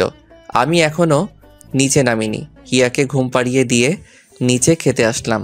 অদ্রিকা একটু দূরে দাঁড়িয়েছিল। আমার চোখ মুখ ফোলা আর চোখ লাল হয়ে আছে, সেইটা অদ্রিকা আর ভাবি দুইজনই খেয়াল করলো। অদ্রিকা নিজেকে দোষ দিচ্ছে এসবের জন্য। মা, পাপা, ভাইয়া কেউ বাসায় নেই, সবাই রাতে আসবে। আমি খুব দ্রুত কোনো রকম খেয়ে উঠে নিজের ঘরে চলে গেলাম। ভাবিও আর কিছু জিজ্ঞেস করলো না।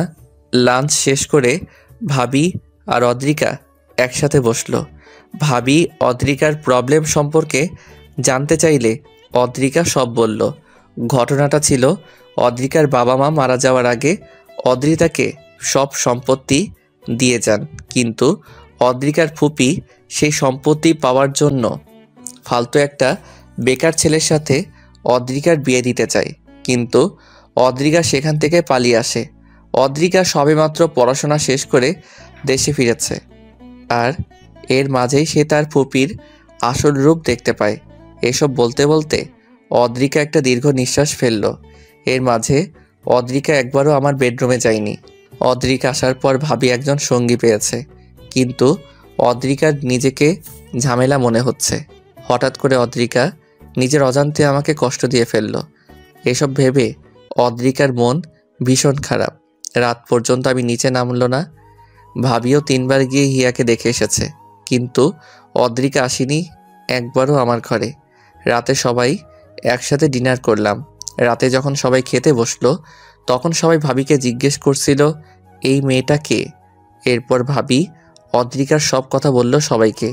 আমি চুপচাপ খাচ্ছি, আর হিয়া সিমির কোলে। অদ্রিকাকে দেখে হিয়া অদ্রিকার কোলে আসতে চাইছে। অদ্রিকাও ছটফট করছে হিয়াকে কোলে নেওয়ার জন্য। এরপর অদ্রিকা খাওয়া শেষ না করেই হিয়াকে কোলে নিল। হিয়াকে কোলে নেওয়ার পর হিয়া অদ্রিকার চুল ধরে হেসে দেয়। অদ্রিকা হিয়াকে চুমু দিল। এরপর হিয়াকে কোলে নিয়ে খাওয়া শেষ করলো অদ্রিকা। সবাই হিয়ার দিকে তাকিয়েছিল। কতটা খুশি হয়েছে হিয়া অদ্রিকাকে পেয়ে। আমি খাওয়া শেষ করেই হিয়াকে নিয়ে উপরে চলে গেলাম। হিয়া তখন কেঁদে দিল, কিন্তু আমি হিয়াকে থামাতে থামাতে উপরে উঠে গেলাম। অদ্রিকার মন খারাপ হয়ে গেল আমার এমন ব্যবহারে। অদ্রিকাকে তখন ভাবি বলল, কিছু মনে করো না। না বৌমনি। রাতে আমি গেস্ট রুমে ঘুমিয়ে পড়লাম। খাওয়া দাওয়া শেষ করে ইতিহার বাবা, ইহানের মা, ঈশানের পাপা, ভাবি আর ভাইয়াকে ডাকলো। মেয়েটা তো ভালোই বৌমা। হ্যাঁ মা, অনেক হাসি খুশি একটা মেয়ে, দেখতেও অনেক সুন্দরী, আর হায়ার এডুকেশনও। হ্যাঁ আঙ্কেল, আসলে আপনারা যদি অনুমতি দেন তাহলে আমি একটা কথা বলবো। বলো। আজকে হিয়া আদ্রিকার কোলে অনেক খুশি ছিল। মনে হলো আদ্রিকাকে ও আগে থেকেই চেনে, আর ঈশানের সারাটা জীবন পড়ে আছে। তাই আমি চাইছি যদি আদ্রিকা রাজি থাকে তাহলে ঈশানের সাথে আদ্রিকার বিয়ে দিলে কেমন হয়? বৌমা, আমরাও এই কথাটাই ভাবছিলাম। ছেলেটার কত একা থাকবে, ওর তো একটা চাওয়া পাওয়া আছে, আর ওর মন থেকে ইহিতার স্মৃতি মুছার জন্য একটা ওয়ে দরকার, আর এইটা হচ্ছে অদ্রিকার মতো ভালো আর রুচিশীল একটা মেয়ের সঙ্গ। হ্যাঁ বেয়াই, আপনি ঠিক কথাই বলেছেন। কিন্তু পাপা, ঈশান তো রাজি হবে না, আর ও চাইবে না আবার বিয়ে করতে। জানি আইমান, কিন্তু ওকে তো রাজি করাতে হবে, নয়তো এই ছোট মেয়েটা তো মায়ের আদর থেকে সারা জীবন বঞ্চিত হবে। ঈশানকে বলে দেখবো আমরা কালকে সন্ধ্যায়, বলবো যখন ও বাসায় আসবে। পাপা, আমিও একটু খোঁজ নিই অদ্রিকার, কালকের মধ্যে খোঁজ নিচ্ছি আমি। সেইটাই ভালো। আমি হিয়াকে ঘুম পাড়িয়ে বারান্দায় দাঁড়িয়ে আছি। আমার কিছুতেই ঘুম আসছে না। এই বারান্দায় দাঁড়িয়ে কত মজা করেছে আমি আর ইহিতা, সেসব ভেবেই কাঁদছি। বারবার মনে হয় এই বুঝি ইহিতা ফিরে আসবে আর বলবে আমি এসে গেছি। তো আর কত কাঁদবে। তার 8 মাসের ছোট্ট মেয়েটা মাত্র 7 দিনে পেয়েছে মায়ের আদর। আরও একটা নির্ঘুম রাতের সমাপ্তি হলো আমার। সকালে রেডি হয়ে টেবিলে আসলাম ব্রেকফাস্ট করার জন্য। ওয়ালেটের ঘড়ি নিয়েছো ঈশান? নিশ্চয়ই নাওনি। সরি বৌমনি, ভুলে গেছি, আমি নিয়ে আসছি। দাঁড়াও, তোমায় যেতে হবে না, আমি নিয়ে আসছি। ফাইল নিয়েছো সব? হ্যাঁ, ভাবি আমার ঘরে গিয়ে সব নিয়ে আসলো। হিয়া অদ্রিকার সাথে সোফায় বসে খেলছে। আমি হিয়াকে দেখছি, হিয়া কতটা খুশি। আমি নাস্তা করে হিয়াকে আদর করে চলে গেলাম। হিয়াকে নিয়ে খেলতে খেলতে অদ্রিকা আমার ঘরে গেল। দেয়ালে শুধুই ইতিহার ছবি আর হিয়ার ছবি। ইতিহার ব্যবহার করা পারফিউমটাও দেখতে পেলাম। অনেক সুন্দর ঈশানের রুমটা, কিন্তু সব জায়গাতেই শোকের অনেক বড় একটা ছাপ। আমি চলে আসলাম ঈশানের রুম থেকে। আমার জামা কাপড় গুছাচ্ছি হিয়াকে সিমের কোলে দিয়ে। আমি চলে যাব, কারণ আমি চাই না ঈশান আবার কষ্ট পাক আমার জন্য। তিন্নি ভাবি আমাকে খুঁজতে যখন গেস্ট রুমে আসলো, তখন দেখলো আমি রেডি হচ্ছি। কি ব্যাপার, কোথায় যাচ্ছ? আমি অবাক হয়ে আদ্রিকাকে জিজ্ঞেস করলাম। বৌমনি, চলে যাচ্ছি। একটা দিন তো আপনাদের অনেক কষ্ট দিলাম, আর কত। বুঝলাম, তা যাবেন কোথায়? সিঙ্গাপুরেই চলে যাব। ব্যাংকে ক্যাশ যা আছে সেইগুলো নিয়ে। ফুপি তো ভেঙেই ফেলেছে সব, আর আপনাদেরকেই বা কতদিন কষ্ট দিব এভাবে আগাছা হয়ে থেকে। যদি পার্মানেন্ট করে রাখি তো? মানে? হিয়ার সবচেয়ে ভালো আম্মু হয়ে দেখাবা, পারবা না? তার মানে? তুমি যদি রাজি থাকো তাহলে আমার ভাইয়ের বউ বানাবো তোমাকে। ঈশানের দায়িত্ব আর মামুনির দায়িত্ব সব নিজের হাতে সামলাতে হবে। আমি ফ্রেশ হয়ে এসে দেখি অদ্রিকা খাটে বসে ঝিমাচ্ছে। আমি শুধু তাকিয়েই রইলাম অদ্রিকা কী করে এটা দেখার আশায়। আমি টাওয়েল সোফার উপর রেখে অদ্রিকার দিকে তাকিয়ে আছি আর হাসছি। অদ্রিকা বসে বসে কিভাবে ঝিমাচ্ছে এইটা দেখে এক পর্যায়ে আমি জোরে হেসে দেই, আর অদ্রিকা চোখ তুলে দেখে আমি হাসছি। অদ্রিকা দাঁড়িয়ে গিয়ে জিজ্ঞেস করে, হাসছেন কেন? মুরগির মতো ঝিমালে তো হাসবই। আমি মুরগি? চোখ রাঙান কেন? হাসেন কেন? তর্ক বাদ দিন, ঘুম পেয়েছে, ঘুমিয়ে যাবেন, কথা শেষ। আপনার মতোই তো, যখন যা মন চাই করি নাকি। ঝগড়া করবেন না তো। লাঞ্চে কি খাবেন বলুন? যা রান্না করে বৌমনি সেটাই। আপনি কি খাবেন সেটা বলুন। বিরিয়ানি হলে ভালো হয়। আচ্ছা, করে দিচ্ছি। তাই নাকি? তো কি মনে হয়, পারি না নাকি? না, অনেক পারেন। ইয়েস, হিয়ার পাশে বসুন। আচ্ছা। অদ্রিকা রান্না করতে গেল, আমি হিয়ার পাশে বসে ফোন টিপছিলাম। লাঞ্চে আমি ঈশানকে ডাকলাম, আর ঈশান খেতে এলো। খাওয়া দাওয়া শেষ করে টিভি দেখতে বসলো ঈশান। প্রায় 2 ঘন্টা টিভি দেখিয়ে ঘুমিয়ে পড়লো। সন্ধ্যায় ঘুম থেকে উঠে ঈশান হিয়ার সাথে খেললো। সারাদিন হেসে খেলেই গেল ঈশানের। রাতে ঘুমানোর সময় আমি ঈশানকে বললাম, খাটে শুবেন ঠিক আছে, কিন্তু হিয়ার উপরে হাত তুলে দেন কেন? ব্যথা পায় না? আমি তো বুঝি নাই, বুঝলে তো আর দিতাম না। আমি মাঝে শুচ্ছি। এই না, আমি গেস্ট রুমে চলে যাই, আপনি হিয়াকে নিয়ে এখানে থাকেন। পা কেটে দিব একদম, এখানেই ঘুমাবেন, আর আমি মাঝেই শুব। একবার না বলেছি না? অদ্রিকা আর কোনো তর্ক না করে লাইট অফ করে আমার পাশে শুয়ে পড়ল। আমার দিকে তাকিয়ে বলল, আপনার স্ত্রী হই না এখন আমি? কেন আমাকে এভাবে দূরে সরিয়ে রাখছেন বলুন তো? কষ্ট হয় না আমার? ঈশান কিছু না বলে কিছু স্পেস রেখে মুখ ঘুরিয়ে শুয়ে পড়ল। আমি ওই হিয়ার দিকে তাকিয়ে শুয়ে পড়লাম। সকালবেলা ঈশান অফিসে চলে গেল। এদিকে সবাই মিলে ঈশানকে সারপ্রাইজ দেওয়ার জন্য গতকালকেই প্ল্যান করে রেখেছে আজ ঈশানের বার্থডে। সবাই মিলে সব রেডি করলো। সারা দিন ধরে আমি রান্না বান্না করলাম, হিয়াকে রেডি করালাম। সন্ধ্যার আগে আগে কেক নিয়ে আসলো ভাইয়া। কেকটাতে ঈশান আর হিয়ার ছবি। অসম্ভব সুন্দরভাবে আয়োজন করলো ভাইয়া আর ভাবি। ঈশানের গাড়ির আওয়াজ শুনে সবাই বাড়ির সব লাইটস অফ করে দিল। হঠাৎই লাইট অফ হয়ে যায়। ঈশান ফোনের ফ্ল্যাশ লাইট জ্বালিয়ে বাড়িতে ঢোকে। আমি সম্পূর্ণ ইতিহার মতো করে সেজেছি, ইতিহার শাড়ি আর গহনা পরে ইতিহার মতো হেয়ার স্টাইল করেছি। ঈশান দরজার সামনে আসতেই সব কয়টা রঙিন বাতি জ্বালিয়ে দিল ভাইয়া। সবাই ঈশানকে উইশ করলো, শুধু আমিই করলাম না। আমি হিয়াকে কোলে নিয়ে সিঁড়ির পাশে দাঁড়িয়ে আছি। যখন বাড়ির সম্পূর্ণ আলো জ্বলালো তখন ঈশান আমাকে দেখে হাত থেকে ফোন ফেলে দিল। ঈশান বিশ্বাস করতে পারছে না কে এটা। ঈশান দৌড়ে আমার সামনে আসে আর বাহু ধরে পা থেকে মাথা পর্যন্ত সব দেখে স্পষ্ট স্বরে বলে, ইহিতা তুমি? শুভ জন্মদিন মাই লাইফ। আমি তখন অদ্রিকার বাহু ছেড়ে দিই আর ছোট্ট একটা থ্যাঙ্কস দিই। আমি সম্পূর্ণ ভেঙে পড়েছি অদ্রিকাকে এইভাবে দেখে। বারবার অদ্রিকার দিকে তাকাচ্ছি আর অদ্রিকা আমার দিকে। আমি আর অদ্রিকা মিলে কেক কাটলাম। অদ্রিকা আমাকে খাইয়ে দিল, কিন্তু আমি অদ্রিকাকে খাওয়ালাম না। কেক কেটেই আমি নিজের ঘরে চলে গেলাম। সবাই বুঝতে পেরেছে ঈশানের কোথায় আঘাত লেগেছে, কিন্তু আমি তো ইচ্ছে করে এমন করিনি। হয়েছে ওই সব বন্ধ হয়ে গেল। আমি ভাবির কোলে হিয়াকে দিয়ে উপরে চলে গেলাম। আমি ঈশানকে ঘরে না পেয়ে ছাদে গেলাম। গিয়ে দেখি ঈশান কাঁদছে। ছাদের এক কোণে দাঁড়িয়ে ঈশান কাঁদছে আর সেটা আমি দাঁড়িয়ে দাঁড়িয়ে দেখছি। আমি খুব দ্রুত হেঁটে ঈশানের কাছে গেলাম। ঈশানকে নিচের দিকে ঘুরালাম। ঈশানের ঘামে ভেজা শরীরটাকেই জড়িয়ে ধরলাম। ঈশানকে জড়িয়ে ধরেই কেঁদে দিলাম। ঈশান আমাকে সরাতে চাইলেও আমি সরাতে দেইনি। কেন এমন করছেন আমার সাথে বলুন তো? আমিও তো একটা মানুষ। আজ 1 সপ্তাহ ধরে এসব সহ্য করছি।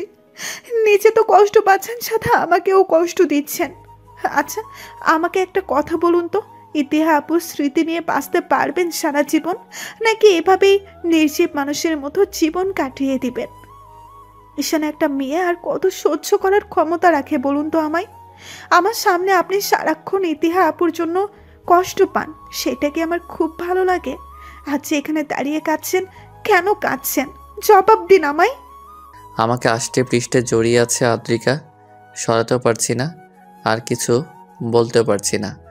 অদ্রিকা আমার শার্ট মুঠো করে ধরে বুকে মাথা দিয়ে কাঁদছে। আমি শুধু রাতের আকাশ দেখছি আর চোখ দিয়ে পানি ঝরাচ্ছি। কিছুক্ষণ পর অদ্রিকা আমাকে ছেড়ে দিয়ে নিচে চলে এলো। অদ্রিকা ফ্রেশ হয়ে খাটের উপর বসে মাথা নিচু করে কাঁদছিল। প্রায় 10 মিনিট পর আমি ঘরে আসি। অদ্রিকাকে কাঁদতে দেখে আমি কিছু বললাম না। অদ্রিকা দেখেনি আমি এসেছি।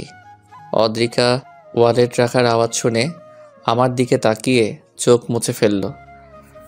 আমি ফ্রেশ হয়ে অদ্রিকাকে নিয়ে খেতে গেলাম। সবাই একসাথে ডিনার করলাম। অদ্রিকা খাবার নাড়াচাড়া করে কিছু মুখে না দিয়েই ইয়াকে নিয়ে গেস্ট রুমে ঘুমাতে গেল। অদ্রিকা যে খায়নি তা আমি খুব ভালোভাবে খেয়াল করলাম, কিন্তু কিছু বললাম না। আমি খেয়ে উঠে গেলাম।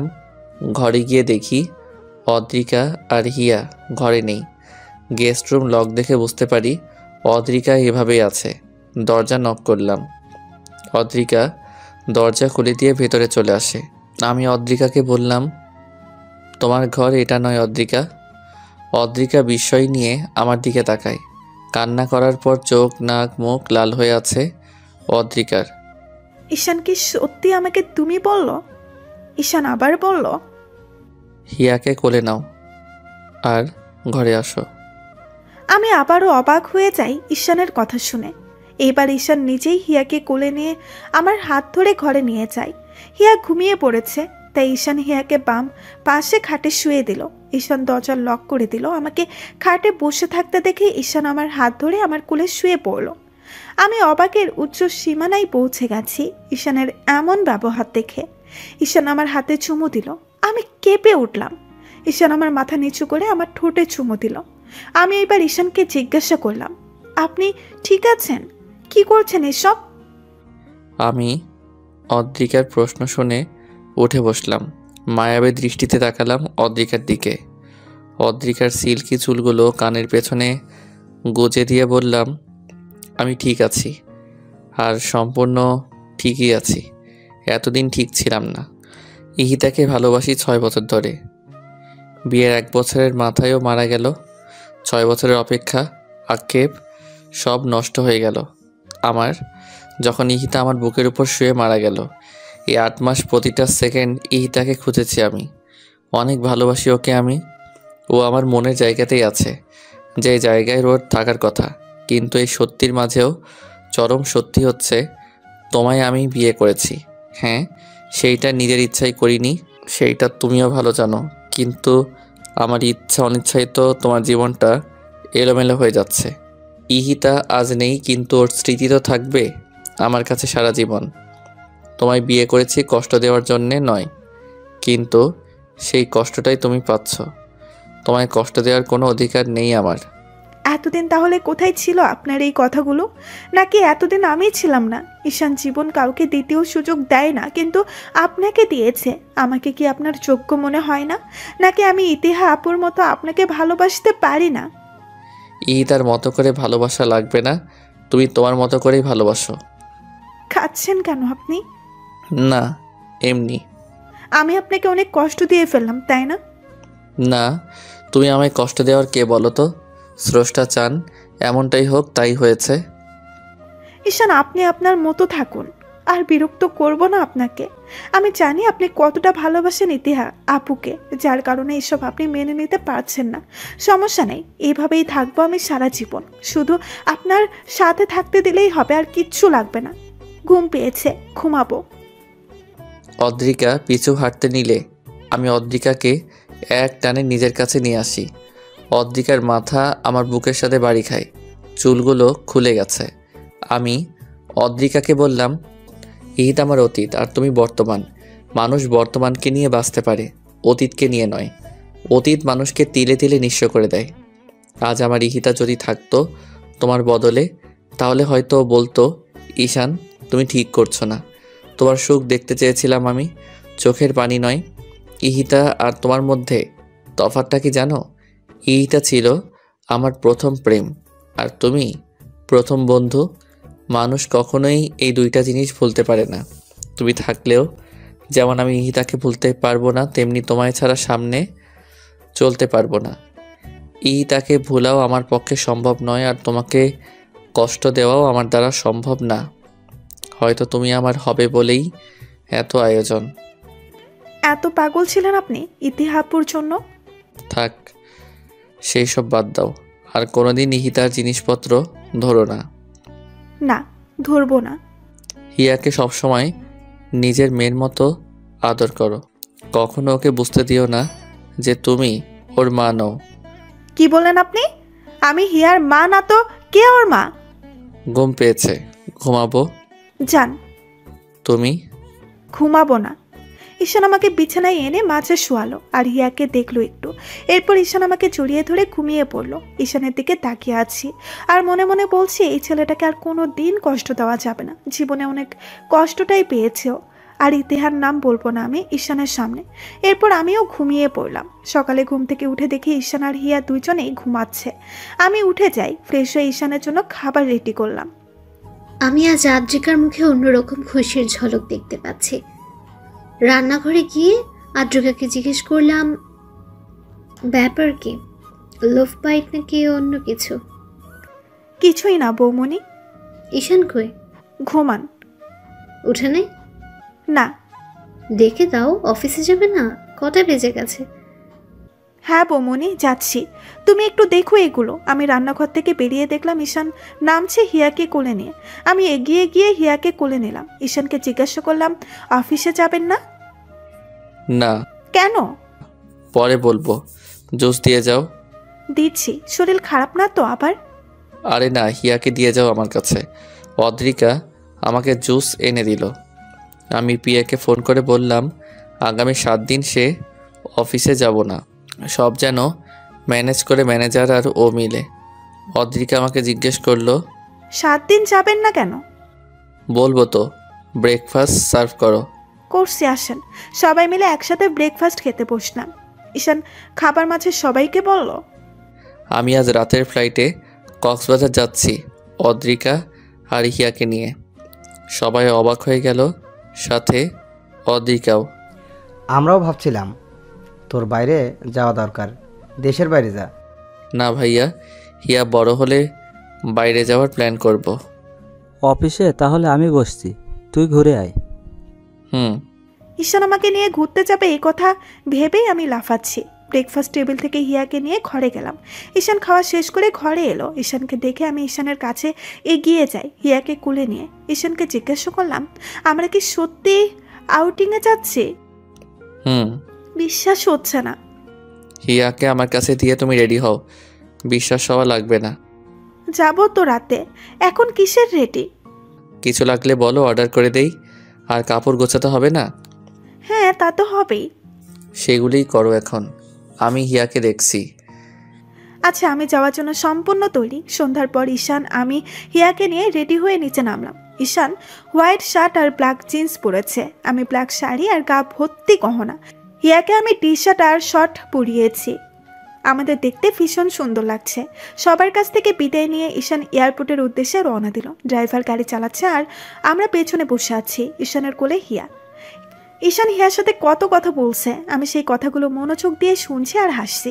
ঈশান আমার দিকে এক নজর তাকিয়ে আবার হিয়ার সাথে মজা করা শুরু করে। 1 ঘন্টা পর ঈশান এয়ারপোর্টে গিয়ে পৌঁছালো আর সব ফর্মালিটি মেনটেন করে প্লেনে উঠলো আমাদের নিয়ে। বিমান ফ্লাই হবার পর বেশিক্ষণ লাগেনি কক্সবাজার পৌঁছাতে। মধ্যরাতে হিয়াকে আর আমাকে নিয়ে ঈশান বুক করা হোটেলে ওঠে। হোটেল রুমে গিয়ে ঈশান হিয়াকে বিছানায় শুয়ে দেয়, কারণ হিয়া ঘুমিয়ে গেছে। এরপর ঈশান আর আমি ফ্রেশ হই। ঈশান কফি খাচ্ছিল, তখন আমি ভেজা চুল নিয়ে ঈশানের পাশে দাঁড়ালাম। ঈশান কফির মগটা রেখে আমার সামনে এলো, আমার কাঁধে হাত রেখে বলল, এত রাতে গোসল না করলেও পারতে, ঠান্ডা লেগে যাবে। করে ফেললাম। একা একা কফি খাচ্ছেন কেন? তোমারও আছে, ড্রেসিংয়ের উপরে দেখো। নিয়ে আসছি। আমরা দুইজন মিলে কফি খেলাম আর গল্প করলাম অনেক। ঈশান বেশিরভাগই ইতিহার কথা বলেছে, কিন্তু আমার রাগ হয়নি, বরং আরও জানার আগ্রহ বেড়েছে। প্রায় ভোর, তখন আমি আর ঈশান ঘুমাতে চাই। দুইজন একসাথেই শুয়ে পড়লাম। ঈশান আমার হাত ধরে ঘুমিয়ে যায় আর আমি হিয়ার উপরে হাত রেখে শুয়ে পড়ি। সকালে ঘুম থেকে জেগে দেখি অদ্রিকা এখনো ওঠেনি। আমি এক দৃষ্টিতে তাকিয়ে আছি অদ্রিকার দিকে। অদ্রিকা আড়মোড়া ভেঙে জেগে দেখে আমি হাতের উপর মাথা দিয়ে অদ্রিকার দিকে তাকিয়ে আছি। আমি তো খেয়াল করিনি অদ্রিকা জেগে গেছে। অদ্রিকা আমার নাকের মাথা ধরে খুব জোরে একটা টান দেয় আর উঠে যায়। আমি নাক আঙ্গুলে ধরে বসে থাকি। অদ্রিকা ফ্রেশ হয়ে এসে দেখে আমি ওইভাবেই নাক ধরে বসে আছি। অদ্রিকা আমার সামনে যাওয়ার সাথে সাথেই আমি অদ্রিকাকে টান দিয়ে বিছানায় ফেলে দেই আর অদ্রিকার হাত চেপে ধরি। অদ্রিকা হতভম্ব হয়ে যায়। আমি অদ্রিকার নাকের উপর নাক রেখে বললাম, আমার নাক ধরে টান দিয়েছ, এর শাস্তি কি হতে পারে জানো? যাই হোক, আমি নিতে প্রস্তুত। রাতে দিব, এখন নয়। হিয়া উঠে গেছে, চলো বাইরে থেকে ঘুরে আসি। আগে তো আমি উঠতে দিন, নইলে কিভাবে উঠবো?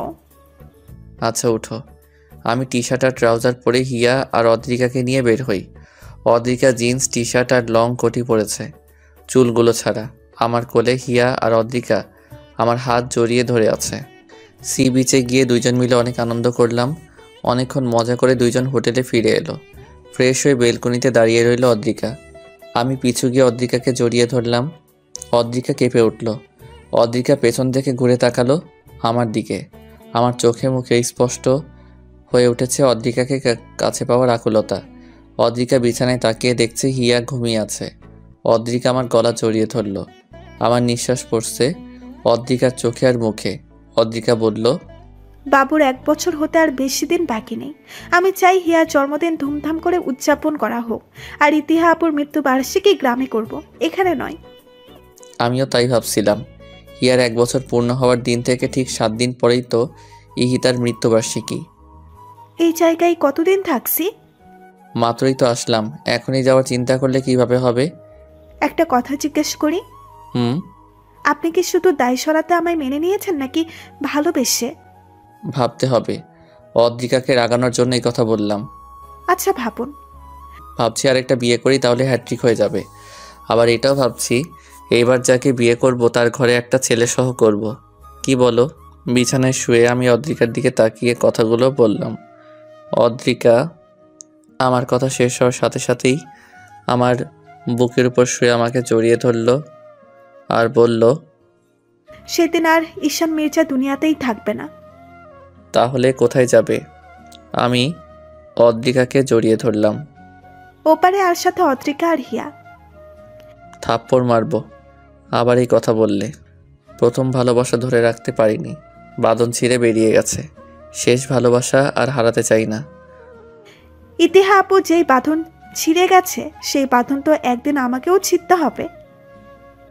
অদ্রিকা চুপ। আমিও পরম শান্তিতে ঈশানকে জড়িয়ে ধরলাম। দুজনে হারিয়ে গেলাম ভালোবাসার মায়ার জগতে।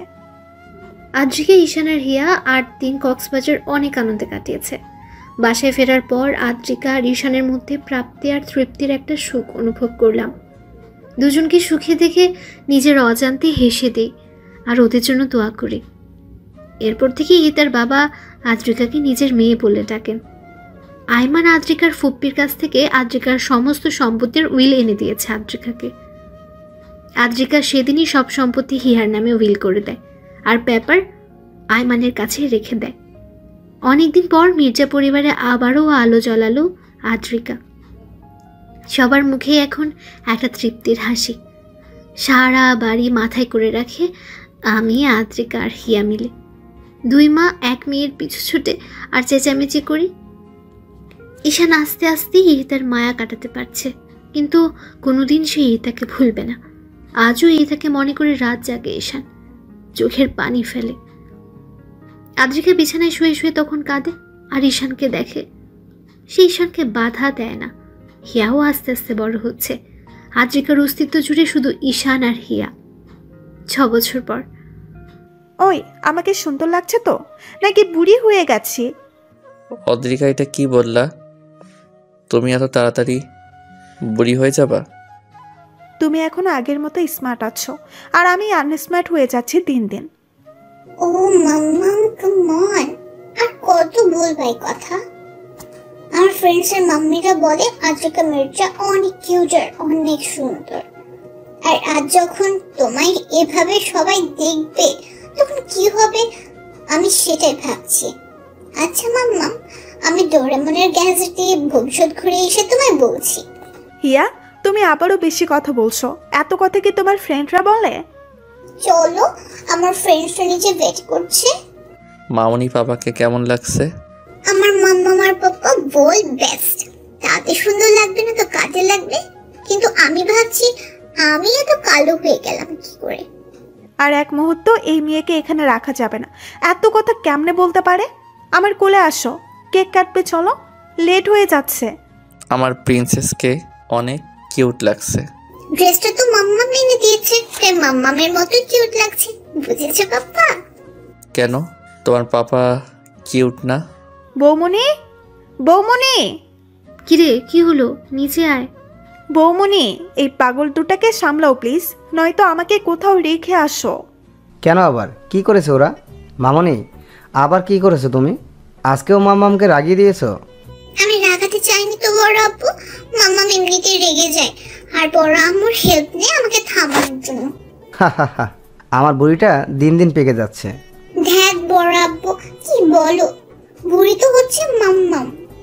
এই কথা বলেই আইমানের কোল থেকে হিয়া নেমে দৌড়ে নানু ভাই আর দাদু ভাইয়ের কাছে চলে যায়।